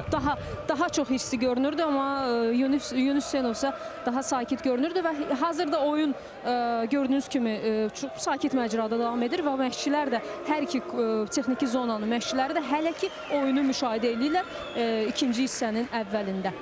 Səmra, sənə bir döyüş tapşırığı ikinci hissədə mütləq əvəz etmələr olacaq. Bu əvəz etmələr zamanı məşqçilərin meydana çıxan futbolçulara hansı tapşırıq veriləcəklərinə, hansı sözləri deyəcəyinə diqqətlə qulaq asmanı xahiş edirik və bu haqda bizim belə deyək, efirin gedişində, yayımın gedişində tamaşaçılarımıza məlumat verməni xahiş edirik. Hələlik isə sənə təşəkkürümüzü bildiririk. Təşəkkür edirik. Yenidən biz bir Səmraya bağlanacağıq. Bu arada Xəzər Lənkəranın hücumunu izlədik. Kazım Kazımlının zərbəsi istədiyi kimi alınmadı. Mixail Peskoviç topu asanlıqla tutdu. İkinci hissəyə görünür Xəzər Lənkəran çox fəal başladı. Bir neçə dəqiqədir ki, Neftçini tutub qapıya sıxışdırıblar. Öncədən qapıya endirilən zərbə, bu zərbə müdafiəçi edərək yan xətti tərk etdiyindən künc zərbəsi təyin olunmuşdu. Daha sonra da hücum davam edirdi, amma bu hücum hər halda o qədər də təhlükə yaratmadı Neftçinin qapısı qarşısında. Biz davam edirik və onu qeyd etmək istərdim ki, hazırda Neftçi komandası hücumdadır. Anyeta topu ələ keçirərsə hücumu davam etmək olar, amma Anyeta əllərini havaya qaldırıb hakimə baxır ki, sanki ona qarşı qayda pozuntusu var idi. Halbuki bu epizodda qaydanın pozulmadığını mən buradan da görürdüm. Elnur Cəfərov irəliləyir, cərimə meydançasına daxil olur. Orxan Əliyev topu ondan alır, qapıya zərbə endirirdi. Az qala bu oyunda hesab açılacaqdı. Xəzər Lənkəranın ən yadda qalan hücumlarından biri indi. Mən deyərdim ki, birincisini biz gördük. Orxan Əliyev, bax Elnur Cəfərovun bu reydindən sonra topu ondan alır. Yerində fırlanır və dərhalda zərbəsini endirir. Azacıq ona dəqiqlik çatmadı və epizodun təqyanında biz görürük ki, top çərçivəyə yönəlsəydi o zaman qapçı Petkoviç də heç nə ilə Neftçiyə kömək edə bilməzdi. Elnur Cəfərov da bu epizodda Orxan Əliyevə etirazını bildirdi. Məhz onun apardığı topa son zərbəni də özü vurmaq istəyirdi. Elnur Cəfərovun müdaxilə etdi Orxan Əliyev. Yaxşı müdaxilə idi, etiraf eləmək lazımdır. Elnur Cəfərov hər halda komanda yoldaşının bu istəyinin, bu cəhdinə etirazını da başa düşmək olar. İndi Xəzər Lənkəranın hücumu, top Xəzər Lənkəranın futbolçularındadır. Mahsun Qəmbərli geriyə oynayır, Skarlataki. Anyete özünü topun qarşısına atdı və top meydançanı tərk eləyir.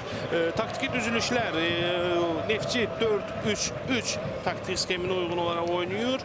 Komanda hücumda olan zaman 3 hücumçu cinahlardan Araz Abdullayev və Fəhmin Muradbəyli də hücuma qoşulur və irəlidə hücumun sivri ucunda məhz Anyete yer alıbdır. Təmiz hücumçu funksiyasını yerinə yetirər. Xəzər Lənkəranda isə 4-2-3-1 taktiki skemi mənə gəlir ki, bu oyunda biz izləyirik. Yunusyanov məhz 2 dayaq yarım müdafiəçiyə ehtiyac duyubdur. Bunlar Rahid Əmirquliyev və Elşən Rızazadədir. Gündüz, mən sizə məlumat vermək istərdim ki, bir gün öncə bu iki komandanın əvəz edici heyətləri qarşı-qarşıya gəliblər və həmin oyunda qaplara 5 top vurulub, qələbəni isə 4-1 hesabı ilə Neftçi qazanıb. Hesabı Xəzər Lənkəranın futbolçuları birinci dəqiqədə açsalar da, daha sonradan Neftçi 4 qol vurmağa müvəffəq olub və 4-1 hesablı qələbə qazanıb. Xəzər Lənkəranın ötən mövsüm əvəz edici heyətində çıxan futbolçuların bir çoxu bugün əsas komandanın üzvləridir. Onlardan biri Nur Cəfərov, indi sağ cinahdan cərimə meydançasına daxil olmaq istəsə də Əziz Quliyev və Elşən Abdullayev ona imkan vermədilər və indi Neftçinin əks hücumu təhlükəli ola bilər. Anyete özü irəliləyir hələ ki, Araz Abdullayevi gördü, topu onu ötürdü, oyundan kənar vəziyyət yoxdur. Araz Abdullayevin ötürməsindən sonra Mahsun Qəmbərli mövqeyini düzgün seçmişdi və topun Fəhmi Muradbəlliyə çatmasına imkan vermədi. Erik Ramos yenidən Araz Abdullayevlə oynayır. Araz Abdullayev, Anyete, top hələ ki Anyete'dədir. Rəhman Hacıyev, Orxan Əliyev topu ondan aldı. Skalataki, Rahid Əmirquliyevlə oynayır. Rahid Əmirquliyev, Nur Cəfərov yenidən Rahid Əmirquliyevi düşündü, amma top Orxan Əliyevə çatdı. Amma Rahid Əmirquliyev əla mövqeyə açıldı və top indi ondadır. Rahil Məmmədov Rahidin fikrini oxudu və topa vaxtında, zamanda müdaxilə elədi. İndi Rahid yenidən topu Əziz Quliyevdən alır. Oyununa qayda pozuntusu yoxdur. Hakim oyunu davam etdirir. Əziz Quliyev hücumun istiqamətini, cinahını dəyişmək istədi, amma Mahsun Qəmbərli vaxtında Fəhmi Muradbəlliyə topun çatmasına imkan vermədi. İndi out. Yeri gəlmişkən oyunun baş hakimi Rəhim Həsənovdur. İlk hissədə o futbolçulara 2 sarı vərəqə təqdim edib və hər iki halda cəzalı duruma düşən Xəzər Lənkəran futbolçuları olublar. Orxan Sadıqlı komandanın qalkiperi və Manuel Skarlataki komandanın mərkəz müdafiəçisi.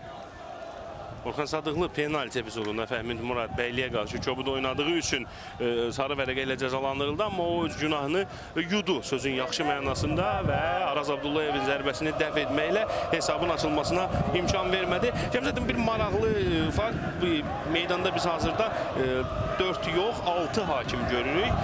Çox maraqlıdır ki, 6 hakimli sistemdə 4-cü hakim funksiyasını köməkçi hakimlər yerinə yetirir. Bu da səbəbsiz deyil. Xəzər Lənkəran hücumu Rahid Əmirquliyevin ötürməsindən sonra top meydançanı tərk eləyir. Biz görmüşük ki, dünya praktikasında, dünya təcrübəsində 4-cü hakim adətən baş hakim ola biləcək şəxs olur, amma bugün 4-cü hakim funksiyasını Yaşar Abbasov yerinə yetirir. Adətən ona yan xətt hakimi də deyirlər, amma əsl adı köməkçi hakimdir. Çünki baş hakimi əvəzləyə biləcək meydanda 2 hakim var. Qapı arxasındakı hakimlər Fariz Yusifov və Rauf Cabbarov baş hakim kimi oyunlara təyinat alırlar. Belə olan halda UEFA-nın da tövsiyəsidir və ümumiyyətlə hakimliklə bağlı tövsiyə bundan ibarətdir ki, 4-cü hakim funksiyasını məhz yan xətt hakimləri yerinə yetirsinlər və bu təcrübədə ötən mövsümdən etibarən Azərbaycan çempionatında tətbiq olunmağa başlayıbdır.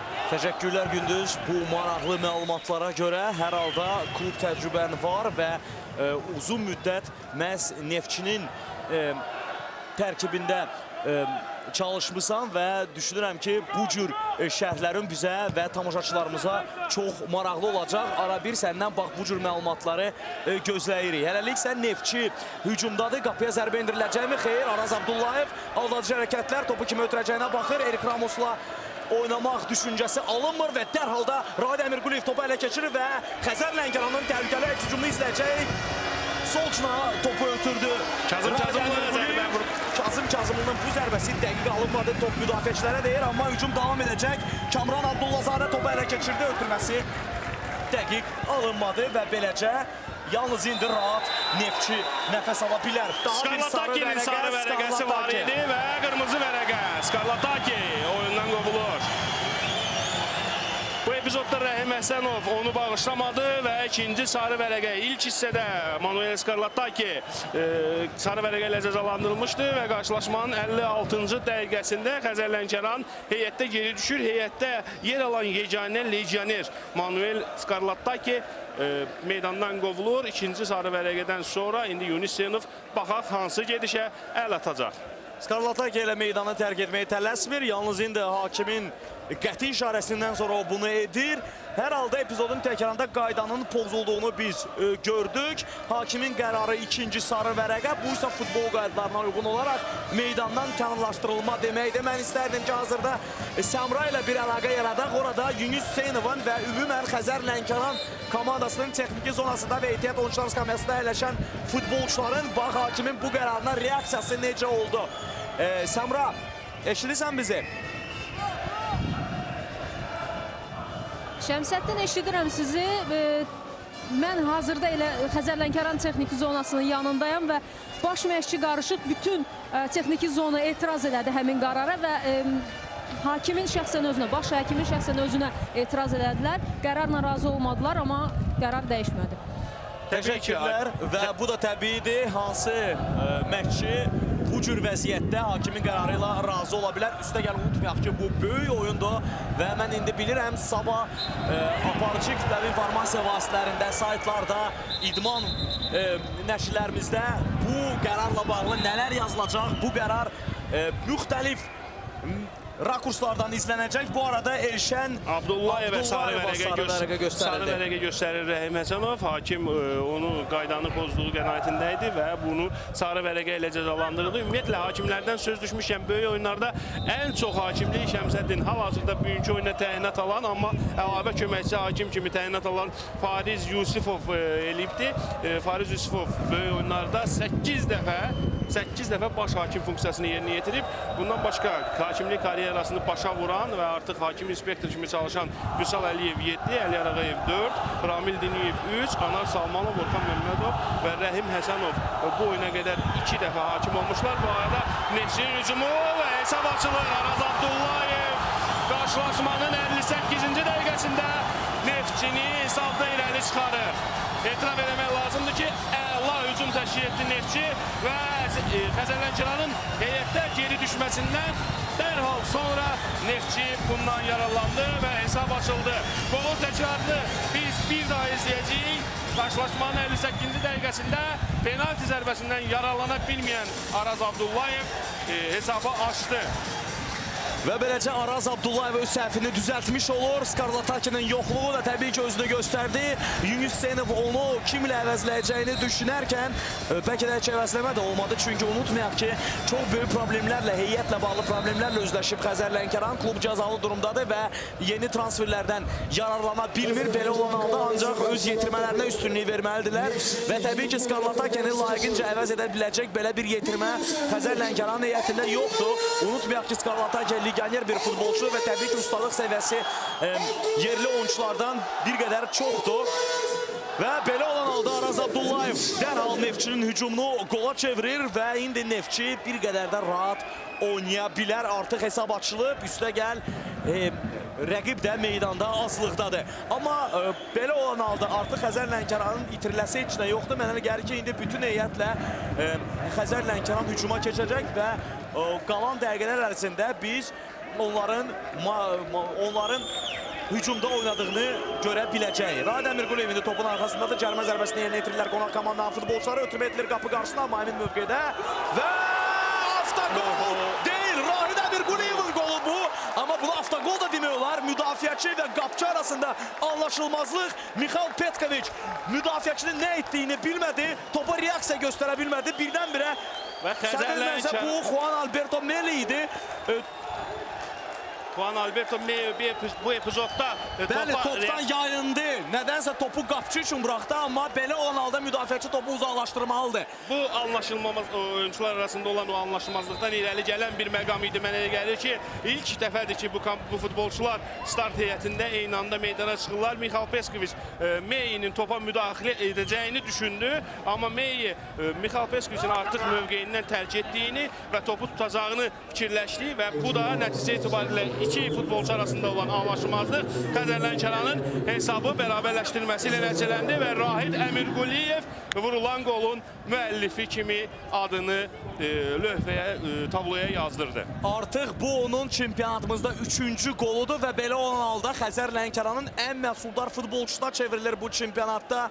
Rahid Əmirquliyev komandanın kapitanı, nömrə 14 olduqca gözəl bir şəkildə topu qapıdan keçirdi. Sanki artıq bu hücum qaytarılmışdı. Yəni belə olan halda heç bir təhlükə Neftçinin qapısı qarşısında hiss olunmurdu, amma sözün əsl mənasında qolu özləri, meydan sahibləri özləri öz qapısından keçirmiş oldular. Və indi Yunis Hüseynov dəyişikliyə əl atır. Bu dəyişiklik başa düşüləndi. Komanda azlıqdadır heyət baxımından. Kazım Kazımlı hücumçunu oyundan alır Yunis Hüseynov. Əvəzində 72 nömrəli futbolçu Elvin Mirzəyev oyuna daxil olur. Yəqin ki, o qalan dəqiqələrdə Manuel Skarlatake'nin mövqeyində oynayacaqdır. Mərkəz müdafiəçi funksiyasını yerinə yetirəcəkdir. Xəzər Lənkəran qalan dəqiqələrdə belə deyək, nominal hücumsuz oyunu başa vurmağa çalışacaq. Qarşılaşmanın 62-ci dəqiqəsində hesab 1-1'dir.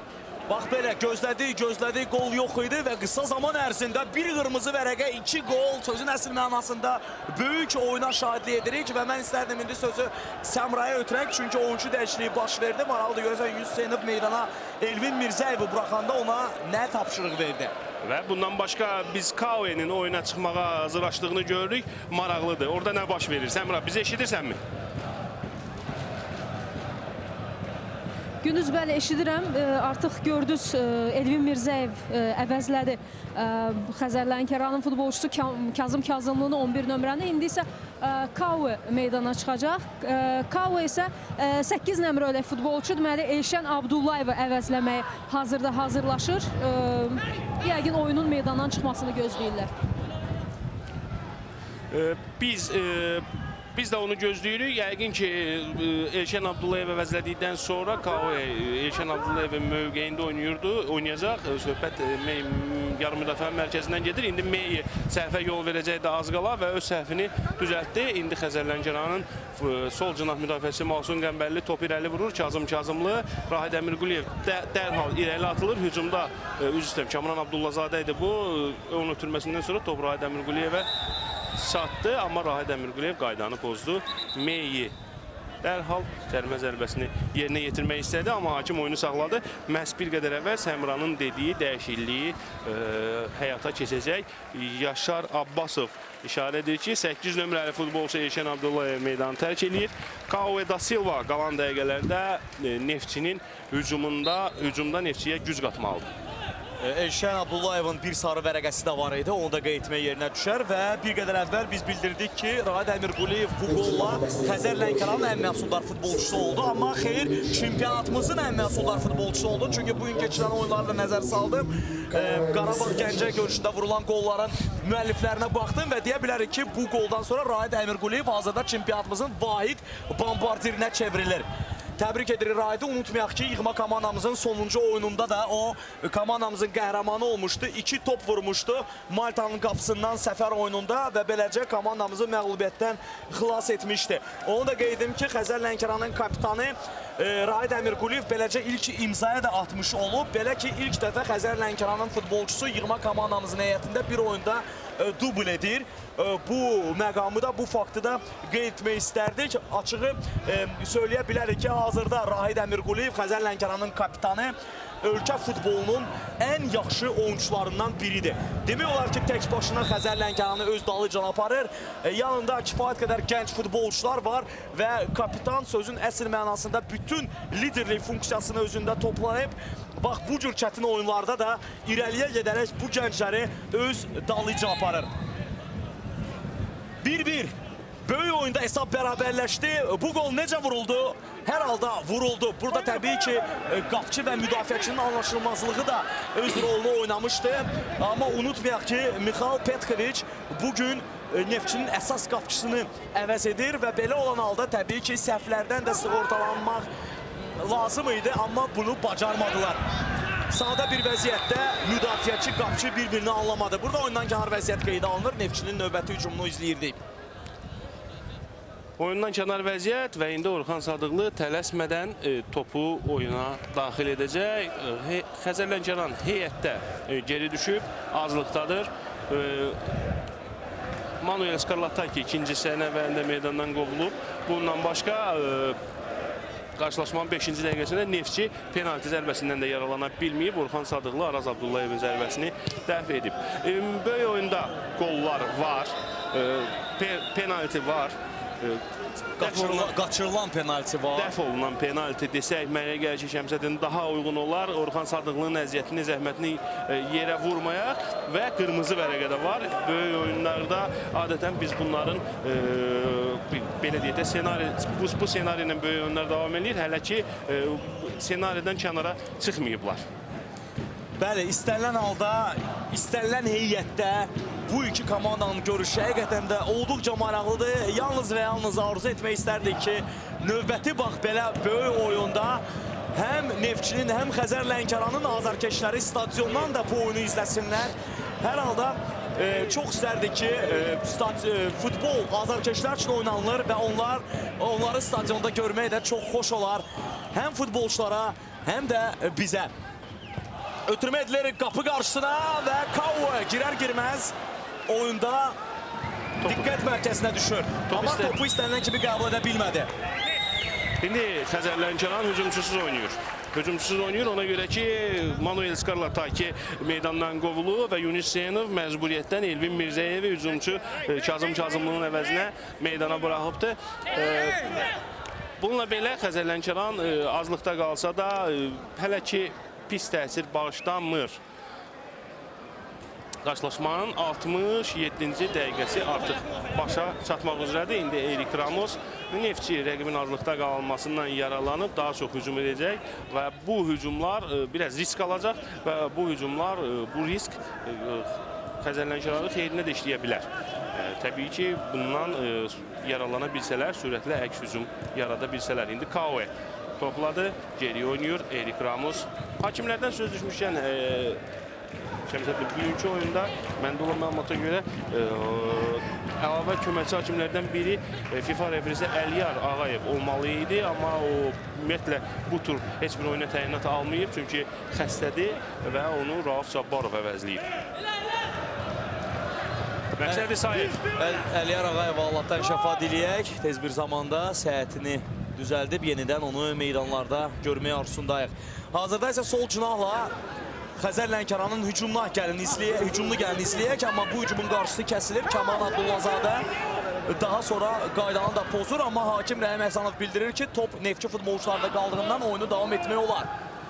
Araz Abdullayev Fəhmi Muradbəlini yaxşı görmüşdü, amma Tural Zərlov vaxtında o pası, o ötürməni oxudu və müdaxilə etdi. İndi sarı vərəqə ilə Kamran Abdullazadə cəzalandırılır. Bir qədər əvvəlki Araz Abdullayeva qarşı etdiyi qayda pozuntusuna görə bu epizod deyil. Təbii ki, cəzalanan Kamran Abdullazadədir, Xəzər Lənkəranın 42 nömrəli futbolçusu və belə olan sayda Xəzər Lənkəranın heyətində artıq 3 futbolçu hakim tərəfindən cəzalanıb, 4 sarı vərəqə göstərilib. Adrian Skarlataki isə bu vərəqələrdən ikisini qarşısında görərək meydanı tərk edib.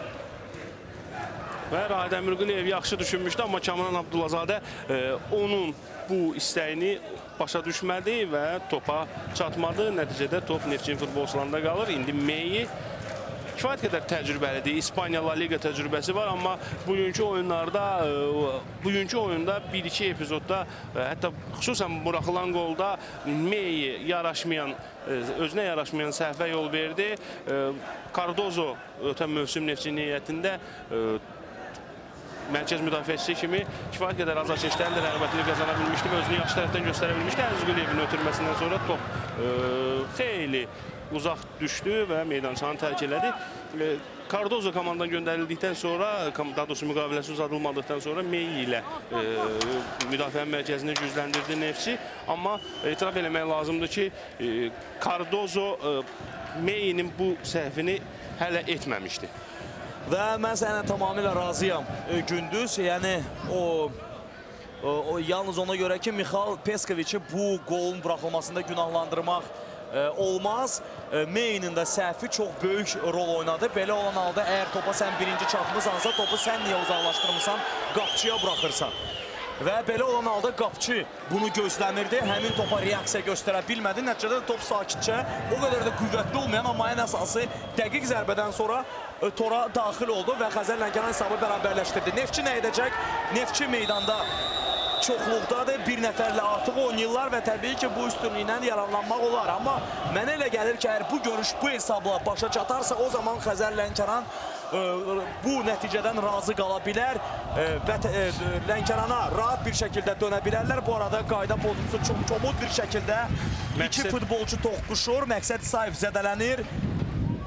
Məsum Qəmbərli ilə toqquşmadan sonra. Hakim Rəhim Həsənov bu epizodda məhz köməkçi hakim Namiq Hüseynovun işarəsindən sonra oyunu saxladı və qayda pozuntusunu qeydə aldı.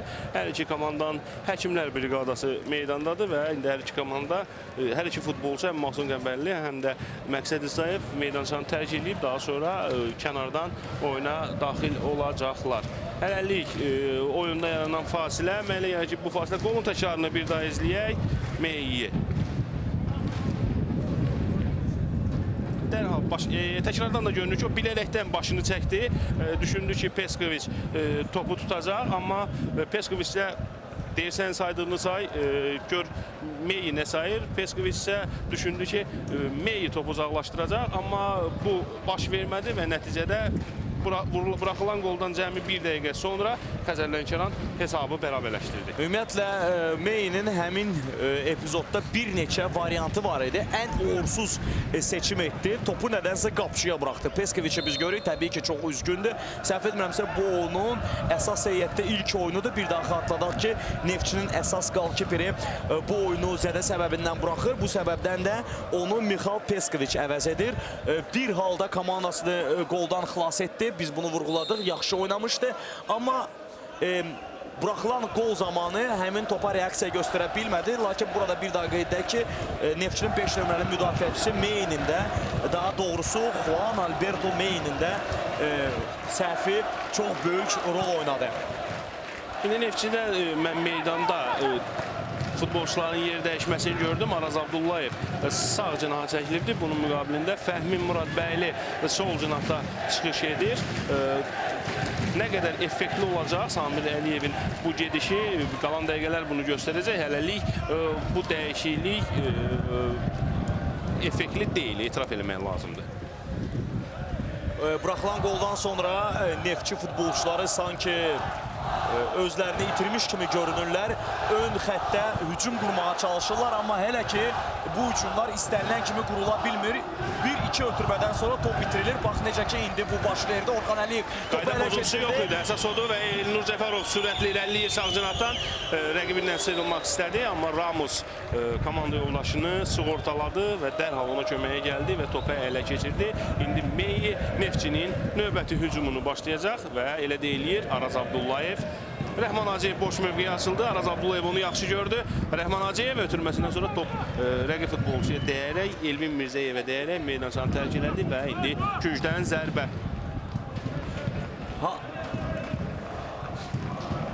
Hazırda Skarlatakinin yoxluğunda bax bu cür standart vəziyyətlər Xəzər Lənkəran üçün təhlükə yarada bilər. Çünki Skarlataki çox uca boya malik bir mərkəz müdafiəçidir və belə olan halda onun yoxluğu özünü göstərə bilər. Az qala Kauo sanki sözlərimizi təsdiq edərək, yıxılaraq bu topu qapıdan keçirə bilərdi. Azacıq dəqiqlik ona çatmadı. Skarlataki'dən söz düşmüşkən, Skarlataki mərkəz müdafiəçisi olmağına baxmayaraq Xəzər Lənkəranın heyətində bugünkü oyunda, yəni hazırda Neftçi və Lənkəranda çıxıran futbolçular arasında ən çox qol vuran futbolçudur. O 3 dəfə Neftçini məyus etməyi bacarıbdır. Müdafiəçi kimi bu futbolçunun həm də hücumda qatqısı, köməyi də danılmazdır. Skarlatakinin ələxüsus standart vəziyyətlər zamanı gün zərbələri və qayda pozuntusu cərimə zərbələri zamanı Skarlataki kifayət qədər yaxşı təsir bağışlayırdı, amma hal-hazırda Skarlataki artıq meydanda yoxdur və ikinci sarı vərəqə alaraq meydandan qovulub. Yəqin ki, reportajın sonunda rejissorlarımız onun qırmızı vərəqə aldığı epizodu da bizə təqdim edəcəklər. Bir daha izləyəcəyik. Hakimin nə dərəcədə haqlı və ya haqsız qərar verdiyinə birlikdə yəqin ki, qərar verərik. Amma dəqiq olan budur ki, Xəzər Lənkəran azlıqdadır. Və hazırda Xəzər Lənkəran azlıqda olmasına baxmayaraq öz hücumunu təşkil edir. Sol cinahla Kamran Abdullazadə topu ələ keçirdi, amma ötürməsi dəqiq alınmadı. Və Neftçi gəlin görək buna nə ilə cavab verəcək. K.O. meydana yenicə çıxmış futbolçu. Halbuki Xəzər Lənkəranın futbolçusu Kamran Abdullazadə meydanın Neftçi hadisəsində zədələnərək yerdədir. Və bunu görən Fəhmi Muradbəyli topu meydandan çıxarır. Əzələsini dartıb görünür Kamran Abdullazadə və çox xoşaldır ki, ona ilk yardımı göstərənlər arasında əks düşərgənin nümayəndəsi Məqsəd İsayev, Neftçinin 27 nömrəli futbolçusu Məqsəd İsayev olur, bəli. Və indi Yunus Hüseynov futbolçulardan birini yanına çağırdı. Bu səhv etmirəmsə 12 nömrəli futbolçu İlyas Səfərzadədir. Ehtiyac oyuncular arasında məhz İlyas Səfərzadənin Premyer Liqa təcrübəsi az da olsa var. Ötən mövsüm oyunlarda biz onu izləmişik, eləcə də bu mövsüm. Və elə zədələnən futbolçu səhv eləməmsə Kamran Abdullazadə indi meydançanı tərk edəcək. Onu İlyas Səfərzadə əvəz edəcəkdir.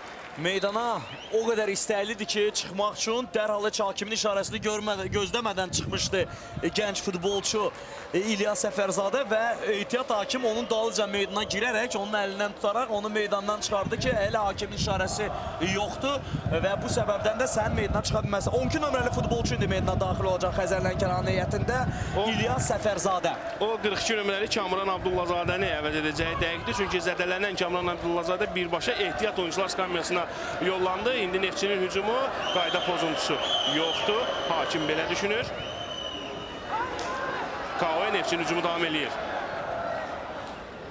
Rəhman Hacıyev uzaqdan zərbəsi. 8 nömrəli futbolçu Elşən Rızazadə topu, özünü topun qarşısına attı. Və Neftçinin hücumu davam eləyir. Rəhman Hacıyev.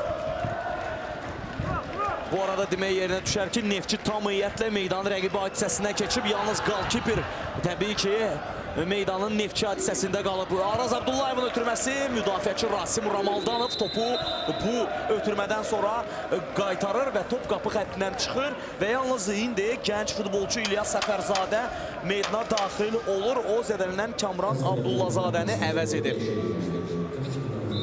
42 nömrəli futbolçu bir qədər əvvəlki epizodda, Kamran Abdullazadə bir qədər əvvəlki epizodda zədələndiyi üçün birbaşa ehtiyat oyuncular skamyasına yollandı. Hazırda ehtiyat oyuncular skamyasındadır Kamran Abdullazadə. K.O. Ramos'la oynayır. Ramos Məqsəd İsayevi düşürdü. Məqsəd İsayevin ötürmə zərbə alındı. Ötürmə etmək istədi, amma zərbəyə də bənziyirdik. Orxan Sadıqlı asanlıqla bu topu tutdu. Görüşdə 78-ci dəqiqə başa çatmaq üzrədir. Orxan Sadıqlı Xəzər Lənkəranın qapçısı topu qüvvətli zərbə ilə meydanın mərkəzinə vurur. Burada qayda pozulur. Qaydanı pozansa meydana yenicə daxil olan İlyas Səfərzadədir Xəzər Lənkəranın heyətində və Neftçi indi cərmə zərbəsini yerinə yetirdi. Erik Ramos Neftçi tələsir. Sağ cinaha uzun bir ötürmə Araz Abdullayevə top çatarsa təhlükə yarana bilər. Araz Abdullayev cərmə meydançasına deyil, bir qədər kənarda topu qəbul etdi. İndi Neftçinin heyətində dəyişiklik olacaq. 26 nömrəli futbolçu Kamal Qurbanov oyuna girməyə hazırlaşır. Sağ cinah müdafiəçisidir. Çox böyük ehtimalla Məqsəd İsayevi, 27 nömrəli Məqsəd İsayevi əvəz edəcək Kamal Qurbanov. Kamal Qurbanov bu mövsümün əvvəlində Avroliqa təcrübəsi əldə elədi. Anyete hücumu davam etdirir. Anyete zərbəsindən sonra Orxan Sadıqlı əla oynadı.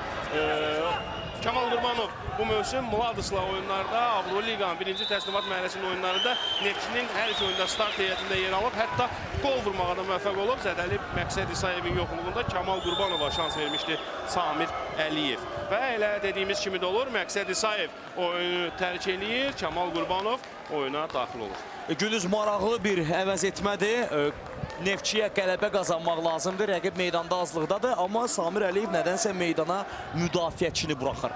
Halbuki mən gözləyirdim ki, Samir Məsivovun oyuna daxil olması daha məqsəd yönlü olardı. Burada iki ehtimal var. Şəmsəddin, mənim iki ehtimalım var. Bu ehtimallardan biri odur ki, Məqsəd İsayev bir qədər əvvəlki epizodda rəqibi ilə toqquşdu və həmin epizodda zədə aldı. Zədələndiyi üçün oyunu davam etdirə bilmədiyini hər halda Samir Əliyev işarə edib. Bu ehtimallardan biridir. Və ikinci ehtimal Samir Əliyev Məqsəd İsayevin hücum zamanı cinah müdafiəçisi kimi komandaya hücumda olarkən kömək etmək belə deyək, iqtidarında olmadığını və daha belə deyək, pasiv görsəndiyini nəzərə alaraq Kamal Qurbanovu döyüşə atıb və hücumda sağ cinahda məhz Kamal Qurbanov komanda hücum edən zaman Araz Abdullayevə kömək etməyə çalışacaq. Yəni mənim nəzərdə tutduğum ehtimallar budur, amma mənə gəlir ki, birinci ehtimal daha yüksəkdir. Məqsəd İsayev bir qədər əvvəlki epizodda yüngül də olsa zədələnmişdi və məcburi dəyişiklik demək olardı buna. Cərimə zərbəsini indi yerinə yetirəcək Neftçi 4 nəfərdən ibarət canlı sədd qurulub Xəzər Lənkəran futbolçuları tərəfindən. Topun arxasında Araz Abdullayev var. Dublə imza ata biləcəkmi bugün Araz Abdullayev? Artıq onun bir topu var 58-ci dəqiqədə. O fərqlənmişdi. Bir qaçılan imkanı da var. Penaltini 5-ci dəqiqədə vura bilmədi. Orxan Sadıqlı onunla dueldən qalib ayrıldı və indi cərimə zərbəsi Araz Abdullayev sol ayağı ilə buradan topu birbaşa qapıya da göndərə biləcək. Amma izləyək belə olacaq. Xeyr, canlı səddə deyir top və hakim penalti təyin edir, elədirmi? Yoxsa daha bir cərimə zərbəsi. Bəli, canlı səddə duran futbolçulardan biri bu zərbədən sonra topu əli ilə qarşısını kəsir. Şəmsəddin, epizodun təkrarını bir daha izləyəcəyik. Hakim bildirir ki, yan hakim Namiq Hüseynovun işarəsindən sonra burada əllə oyun var idi. Əgər əllə oyun var idisə belə, hazırda 19 nömrəli, 99 nömrəli Mahsun Qəmbərli yerə yıxılıb. Yox, penaltidən söhbət gedə bilməz. Əllə oyun var idisə belə, bu əllə oyun cərimə meydançasından kənarda olmuşdu. Namiq Hüseynov yaxşı qərar verdi. Məhz onun işarəsindən sonra Rəhim Həsənov cərimə zərbəsi təyin edir. Və bu arada bu epizodla bağlı, epizodun sonunda Elnur Cəfərov sarı vərəqə alır. Bunu qeyd etmək istərdik. Bu artıq səhv etmirəmsə 5-ci sarı vərəqə olur Xəzər Lənkəranda və burada nə baş verir? Köməkçi hakimlə yaxınlaşır Rəhim Həsənov yan xət hakiminə və onunla məsləhətləşmələrdən sonra qərarı nə olacaq baş hakimin? Rəhim Həsənov indi nə qərar verəcək? Yaşar Abbasov və Namiq Hüseynovla birlikdə kiçik ayaqüstü məşvərət də demək olar keçirdilər və qərar nə olacaq? Yəni ki, bir qədər əvvəl Mahsun Qəmbərlinin yerə yıxıldığı epizoda görə öz aralarında kiçik məşvərət oldu, müzakirələr apardılar. Rəhim Həsənov hansısa bir qəti qərarın verilməsinə ehtiyac duymadı. Əgər orada zərbə yox idisə Mahsun Qəmbərliyə ən azı simulyasiya kimi qərar qiymətləndirə bilərdi Rəhim Həsənov, amma heç nəyə ehtiyac duymadı. O növbəti cərimə zərbəsi bu dəfə Aniyeti topun gerisindədir. Və bu dəfə nədənsə 4 deyil, 3 nəfərdən ibarət canlı sədd qurur Orxan Sadıqlı. Halbuki qapıya daha yaxın məsafə var, amma yox, biz görürük ki, yavaş-yavaş Orxan Əliyev də canlı səddə öz yerini qoruyur və durur. Və Rahid Əmirquliyev də canlı səddə yer alır. Aniyeta topun arxasındadır. Bütün diqqətlər görüşün baş hakimi Rəhim Həsənova onun işarəsindən sonra bu zərbəni yerinə yetirə biləcək Neftçinin İspaniyalı forvardı. Qarşılaşmanın 84-cü dəqiqəsi hesab 1-1-dir. Xəzər Lənkəran heyətdə geridədir. Aniyeti cərimə zərbəsini yerinə yetirir. Hakimin işarəsini gözləyir və Rəhim Həsənov bu işarəni verir. Zərbə top qapının üstündən keçir. Və bu arada gündüz onu da qeyd etmək istərdim ki, KO Neftçi heyətində yəqin ki, hakimlə mübahisə etdiyi üçün sarı vərəqə alır və Neftçi heyətində bu səhv etmirəmsə ikinci sarı vərəqə olur. Bəlkə də bir qədər əvvəl Mahsun Qəmbərli ilə epizoda görə göstərilən sarı vərəqə idi bu. Hər halda Rəhim Həsənov nəyə görə sarı vərəqə ilə cəzalandırdığını, Neftçinin Braziliyalısını daha yaxşı bilir və bu oyunun protokolunda maçdan sonra öz əksini tapacaq. Orxan Sadıqlı top oyuna daxil edərkən ayağı sürüşdü və yıxıldı. Gündüz bu arada qeyd etmək istərdim ki, ənənəmizə sadiq qalaraq bu görüşdən sonra dərhal həm Neftçi, həm Xəzər Lənkəranın baş məşqçiləri və futbolçularından müsahibə almağa çalışacaq. Bu işdə bu dəfə mənə Səmra Əliyeva da köməklik göstərəcək. Odur ki, mən səni tərk edirəm və sənə uğurlar arzulayıram. Sizə də uğurlar arzulayıram Şəmsəddin. Son 5 dəqiqəni biz böyük oyunu birlikdə izləyəcəyik və indi heyətdə geri olmasına baxmayaraq Xəzər Lənkəran zaman-zaman ara-sıra hücumları da təşkil etməyə çalışır. Niyə də olmasın, ikinci qolu vurmaq olar. Təbii ki, Neftçi risk alacaq. Qalan 5 dəqiqədə Neftçi əgər qələbə qazanmaq istəyirsə, tamamilə risk eləməlidir. Top indi sağcıdan ötürülür. Araz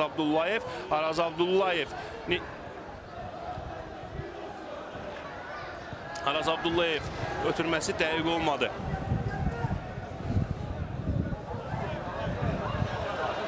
İndi Xəzər Lənkəranın hücumu Rahid Əmirquliyev meydən sıyrılma istəsə də buna nail ola bilmədi. Kaue'nin sarı vərəqə aldığı epizodu indi efir rejissorlarımız bizə təqdim edəcəklər. Bax, sarı vərəqə. Bu sarı vərəqə deyildi, itiraf eləmək lazımdır. Mənim şəxsi qənaətimdir, bu qırmızı vərəqə idi. Vurmaq və ya vurmağa cəhd. Bəs həmin epizoda görə Mahsun Qəmbərli nahaq yerə yıxılmamışdı və indi Neftçinin heyətində sonuncu dəyişiklik həyata keçirilir. Rəhman Hacıyev meydançanı tərk edir. Samir Məsimov qalan 5 dəqiqə ərzində Neftçinin qol ümidlərindən biri olacaq. 21 nömrəli futbolçu və indi Fəhmin Muradbəyli sağ cinaha çəkilibdir. Və sağ cinahdan özü də irəliləyirdi, amma hakim bildirir ki, yox, qayda pozulmamışdı. Qapıdan zərbə olacaq top meydançanı tərk etdi. Kaue'nin sarı vərəqə aldığı epizodu da izlədik.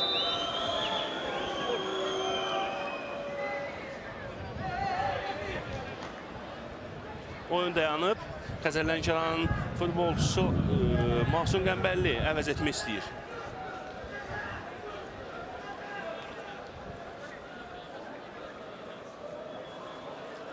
Və bu əvəz etmə də bir qədər sonra həyata keçiriləcək. Zaman Mirzəzadə Mahsun Qəmbərlini əvəz edəcək.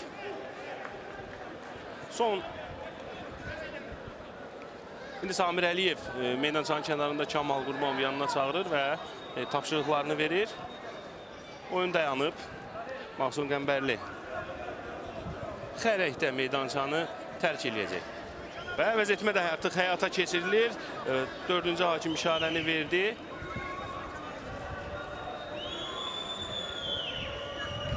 Dördüncü hakim bir qədər tələsdi. Rəhim Həsənovun, baş hakim Rəhim Həsənovun işarəsi olmadan işarə artıq verilir.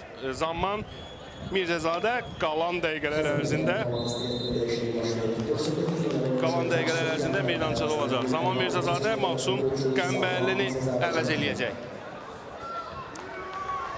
Son 3 dəqiqə, əsas vaxtın son 3 dəqiqəsi, hesab 1-1'dir. Meydandan qovulan futbolçu var.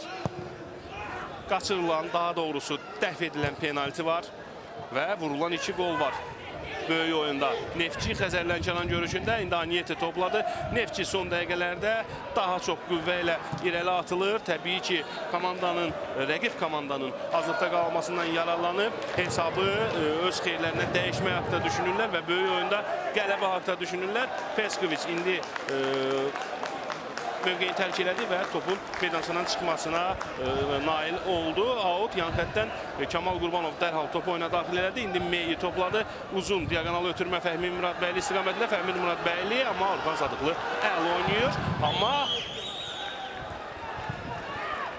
səhvini düzəltdi və dərhal topu irəli vurdu. İndi Xəzər Lənkəran daha çox müdafiə olunur. Heyətdə geri olan komandanın bir xala səfər oyununda Neftçi kimi rəqiblə, prinsipial rəqiblə oyunda bir xala razı olması təbii ki, başa düşüləndir Yunus Hüseynovun, amma bununla belə risk alan rəqibi əks hücumda yaxalamaq olar. Orxan Sadıqlı. Məhz bu da vaxt udulmasını hesablanmış bir hərəkət idi.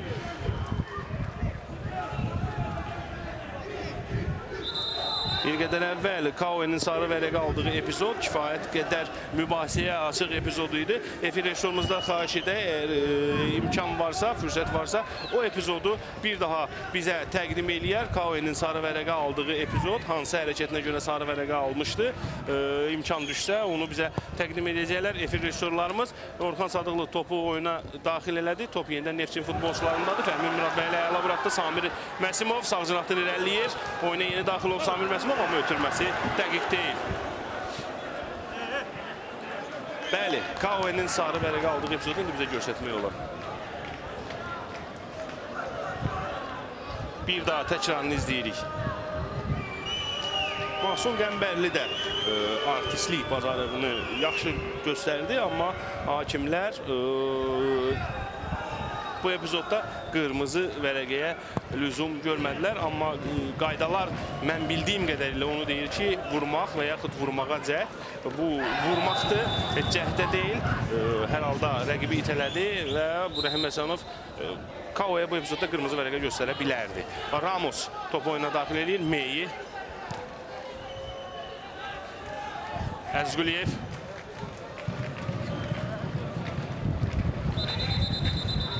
Hakimin işarəsi son 4 dəqiqə. Böyük oyunda son 4 dəqiqə hesab 1-1'dir. Son 4 dəqiqədə Neftçi nə edə biləcək? Azlıqda qalan rəqib qarşısında qarşılaşmanın 5-ci dəqiqəsində Neftçi penaltidən də yararlana bilməyib. Araz Abdullayevin zərbəsini Orxan Sadıqlı dəf edib. Bununla belə ikinci hissəyə Xəzər Lənkəran heç də yaxşı başlamadı. Manuel Skarlataki ikinci hissənin lap əvvəlində ikinci sarı vərəqə alaraq meydandan qovuldu.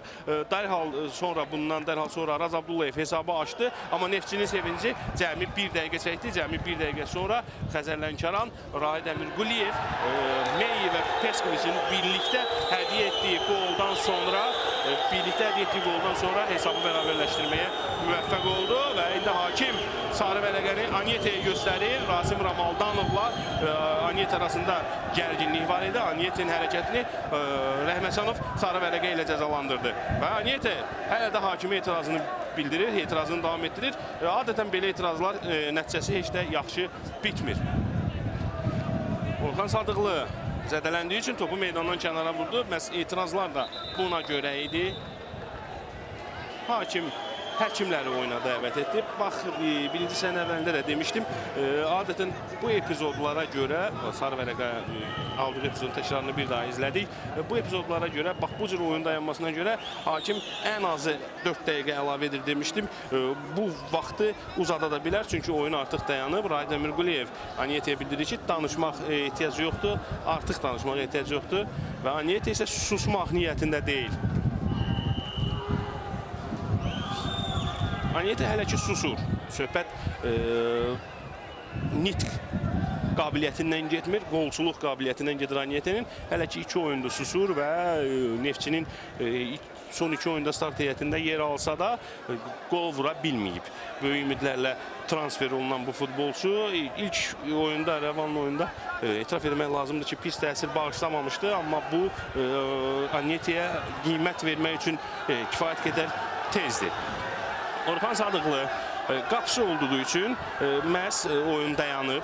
Adətən meydan futbolçuları, meydansada olan futbolçular zədələndikləri zamanda, zədələndikləri anda meydançanı tərk edirlər. Oyun dərhal bərpa olunur, amma yalnız bu qapıçılara şamil edilmir. Ona görə də Orxan Sadıqlı zədələndiyi üçün sona qədər həkimlərin meydanda qalmasına şərait yaratdı Rəhim Həsənov. İndi out, yan xəttdən topu Neftçi oyuna daxil edir, amma Neftçi futbolçuları topu nədənsə Xəzər Lənkərana qaytarmadılar. Çünki Orxan Sadıqlı zədə səbəbindən topu meydançadan kənara vurmuşdu. Araz Abdullayev, Əziz Quliyev, Elnur Cəfərov top ələ keçirir və dərhal irəli vurur. Hakimin işarə elədiyi sonuncu 4-cü dəqiqə artıq başlayıb, amma mənə gəlir ki, qapıçıya olan həkim müdaxiləsinə görə Rəhim Həsənov oyuna əlavə dəqiqələr artıracaqdır. Və indi səhvə yol verir Erik Ramos. Xəzər Lənkəranın əks hücumu Rahid Əmir Quliyev dərhal irəliləyir. Özü zərbə vuracaq, zərbəsi dəqiq olmadı. Daha doğrusu rəqib müdafiəçi ona imkan vermədi. İndi hakim bildir ki, Anyetə bu epizodda qaydanı pozdu.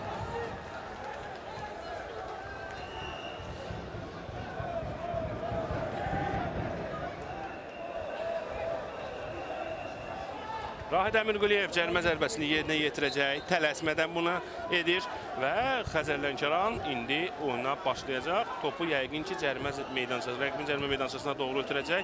Elə də eləyir. 32 nömrəli futbolçu Zaman Mirzəzadəyə top çatmadı. İndi qapıdan zərbə. Mixal Peskoviç qapıdan zərbə ilə topu oyuna daxil edəcək. Bu ötürmə oldu. Meyi öz irəliləyir.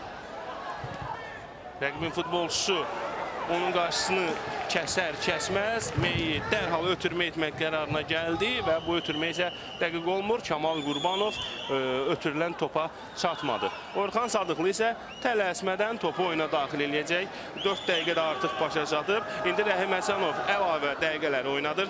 Zədəli Orxan Sadıqlıya həkim müdaxiləsinə görə belə də itirilən zamanı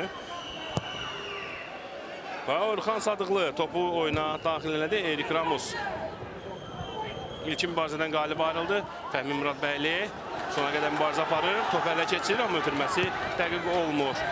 Yenə Fəhmi Muradbəyli sağ cinahdan irəliləyir. Rahid Əmirquliyev top meydançanı tərk elədi və Rəhim Həsənovun final fiti böyük oyunun hesabını müəyyənləşdirdi. 1-1. Rəhim Həsənov əlavə 1 dəqiqəyə ehtiyac duydu və böyük oyunda Neftçi Xəzər Lənkəran qarşılaşmasında qarşılıqlı qollar, meydandan qovulan futbolçu, dəf olunan penalti, kifayət qədər maraqlı oyunun şahidi olduq və bu oyun 1-1 hesabı ilə başa çatdı. Biz reportajımızın indi gedişində geniş izmalı sizə təqdim edəcəyik. Kifayət qədər oyunda mübarizlik, gərginlik var idi və bu gərginlik, mübarizlik hesabda da özünü müəyyən mənada göstərdi və qarşılıqlı vurulan qollar, hərçənd Xəzər Lənkəran qolunun vurulmasında rəqib müdafiəçi Meyi ilə qapıcı Peskoviçin də dırnaqarası əməyi kifayət qədər idi. İndi birazdan biz sözü Səmraya və Şəmsəddinə ötürəcəyik. Aşağıda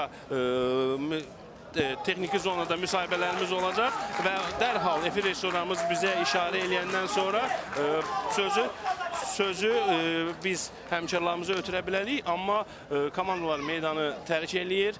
Azarkeşlər, təbii ki, Neftçi azarkeşləri məyusdular və indi mənə işarə elədilər ki, artıq Şəmsəddin hazırdır.